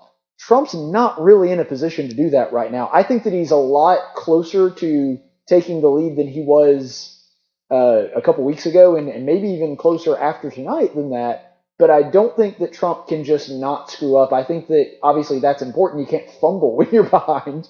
But I think Trump has to go a little bit further than just not screwing up. So my response to that would be that if you look at the 2016 election, he is actually closer to Biden than he was to Hillary, and at this point in the election. And we touched on it earlier, because Trump is such a political anomaly, because he will not be reproduced, and his style is so unique, I think he's next to impossible to get an accurate poll on. I think the polls have it wrong again. I think it's going to be a lot like 2016 in the way the polling goes. I think going into Election Day, Biden is going to be leading in the polls, but we're going to see a Trump victory. I think that Trump is harder to poll than most conventional candidates, but to be fair, in 2016, the polls were pretty accurate. They only missed 3 states, and they got the national poll off by 1. They predicted a Hillary victory by about 2 to 3 points. It was a Hillary victory by about 1 point in the national poll. Now, obviously, that doesn't count. Yeah, but my point is the polls were a lot more accurate. The difference being that the polls actually had Hillary winning a majority of the population, which she did not. She did not actually. She won more than Trump, but she did not win 50% of the voters. Which she did. Yeah, that's correct. But the polls said that she would. But that's about the only difference. Not saying the polls were 100% accurate, but they were a lot more accurate than people remember. And so I think that it's interesting because there are 2 truths and they kind of contradict each other, but I think they can both be true at the same time, which is awkward for me, a logic person, to say. Right. The first one is it's foolish to count Trump out. Or to think that you've got him pegged down. And then the second one is that when it comes to polling, you ignore it at your own peril. That's true. That's true. So I think that that's the case. Now, as far as my observation of what needs to be done from this point on, I do think that you can't fumble even if you are behind. I think that Trump's instinct in positions like this is to go on attack, but he's really not done that as much as he normally does. And what he has been doing for the past week or so since he got back on the campaign trail from recovering, like you've said, he's been 100% on message. And I think what he needs to do is he needs to, first of all, push back a little bit on this narrative that he's not taking the virus seriously because he's telling people not to panic. He needs to come out with a pretty strong statement on that. And one of the things he ought to bring up is, since when has it been a bad idea for the American president to calm people down and tell them that it's going to be all right? That's what FDR did. That's what... but he's no FDR, but you're right. That is exactly that's what he has to do. He needs to draw attention to the fact that there have been... He needs to draw attention to the fact that he can be presidential, and that this is not something that is some kind of wild anomaly, and that the Democrats are the ones that are fear-mongering and trying to play off of the panic. And he did a pretty good job of that tonight. That's the reason the first half of that debate went so well. I think that the way... I'm sorry. Just one thing real quick. The FDR comparison to that. The thing about FDR is he was presidential. He was also, I'd say, extremely transparent. He also had the new tool of radio back then to help him out more than anything. Got him more out there. Yeah, but of course there were a lot of... Twitter. Well, the FDR took advantage of new technology in that way. I wouldn't call FDR transparent because true. Nobody knew he was crippled. On the radio, just kind of clip sides of that. No, what I would say is that he said he laid a good foundation for doing what you were saying. Mm-hmm. The next step is to say, back in March, the death rate versus the hospitalization rate was this much, and now it's this much. Mm. He can actually point to an actual improvement of treatment that has happened over the last 7 months, that fewer people that are going into the hospital are dying. Fewer people are going to the hospital or ended up in the ICU. That's a major accomplishment. Has nothing to do with anything Trump did. Okay? But he's the guy on top. That makes very little difference in politics. when he's the guy on top when it happened. And the argument against the Biden argument on he killed 225,000 people is that Trump hasn't made the treatment better. If I were in his shoes, I would be accenting that as an example of, look, things are getting better. So on that, both candidates are playing up a hypothetical. Yeah, you always have to. Because Joe Biden is creating this hypothetical world where Trump is the cause of all of that death, because if he had been president, and unfortunately he's actually said this before, that there would be no COVID deaths if he were president. Right. Like, he actually said that at one point. Well, but he has the luxury of saying that because he's not president. Right, because he wasn't in the seat when that happened. That's right. He can paint this rosy picture That's right. has no basis in truth whatsoever. That everything would have been gumdrops and rainbows if he had been president when this happened. Trump has to paint the opposite picture, that everything would have been 1,000 times worse if he hadn't been in the chair. It's only as good as it is now. And the advantage of Biden is he has nothing to hold him to account, because his hypothetical, ridiculous as it is, there were no models made on that. What Trump can actually do, and what he ought to be doing, is point to models that suggested that there were going to be literally millions of dead Americans. He did that tonight. Yeah, and he did that tonight. He did that tonight. And he needs to do that more. That needs to be the opening of every media appearance and stump speech that Trump does from here till Election Day. And the press will complain that the models were never something that was the CDC put out, and it won't matter. And when they do that, he should respond to, well, then why did you guys all want to shut everything down based on models if models can't be trusted? That's right. That is his natural rebuttal to that. Right. So that's what he needs to do. So, guys, I have really enjoyed it. Thank you so much for being here and your expert analysis. Byron, thank you for keeping us on the air, punching all the right buttons. So that's going to be it for our analysis. Thank you so much for joining us this evening, guys. Really appreciate it. This is the last one of the season, so the next time we have another sort of round table discussion like this will be on election night. Not sure exactly what form that's going to take. I've been in communication with a number of different people to try to work that out. May even happen from Barry Moore's election headquarters, so we're trying to see if that'll be a possibility, but we'll give you details on that in the future. Thank you so much for being with us, and in the meantime, stay the course, friends. Go Rays! Tactics is a production of News Radio 1440 and Cumulus Media Montgomery. Opinions expressed on this program are those of the host and do not necessarily reflect the opinions of Cumulus Media or our business partners. Graphics by Jessica Dawson. Video production by Jackson Dean. Broadcast studio provided by Faulkner University. Location studio provided by the Dalraida Church of Christ. Copyright 2020.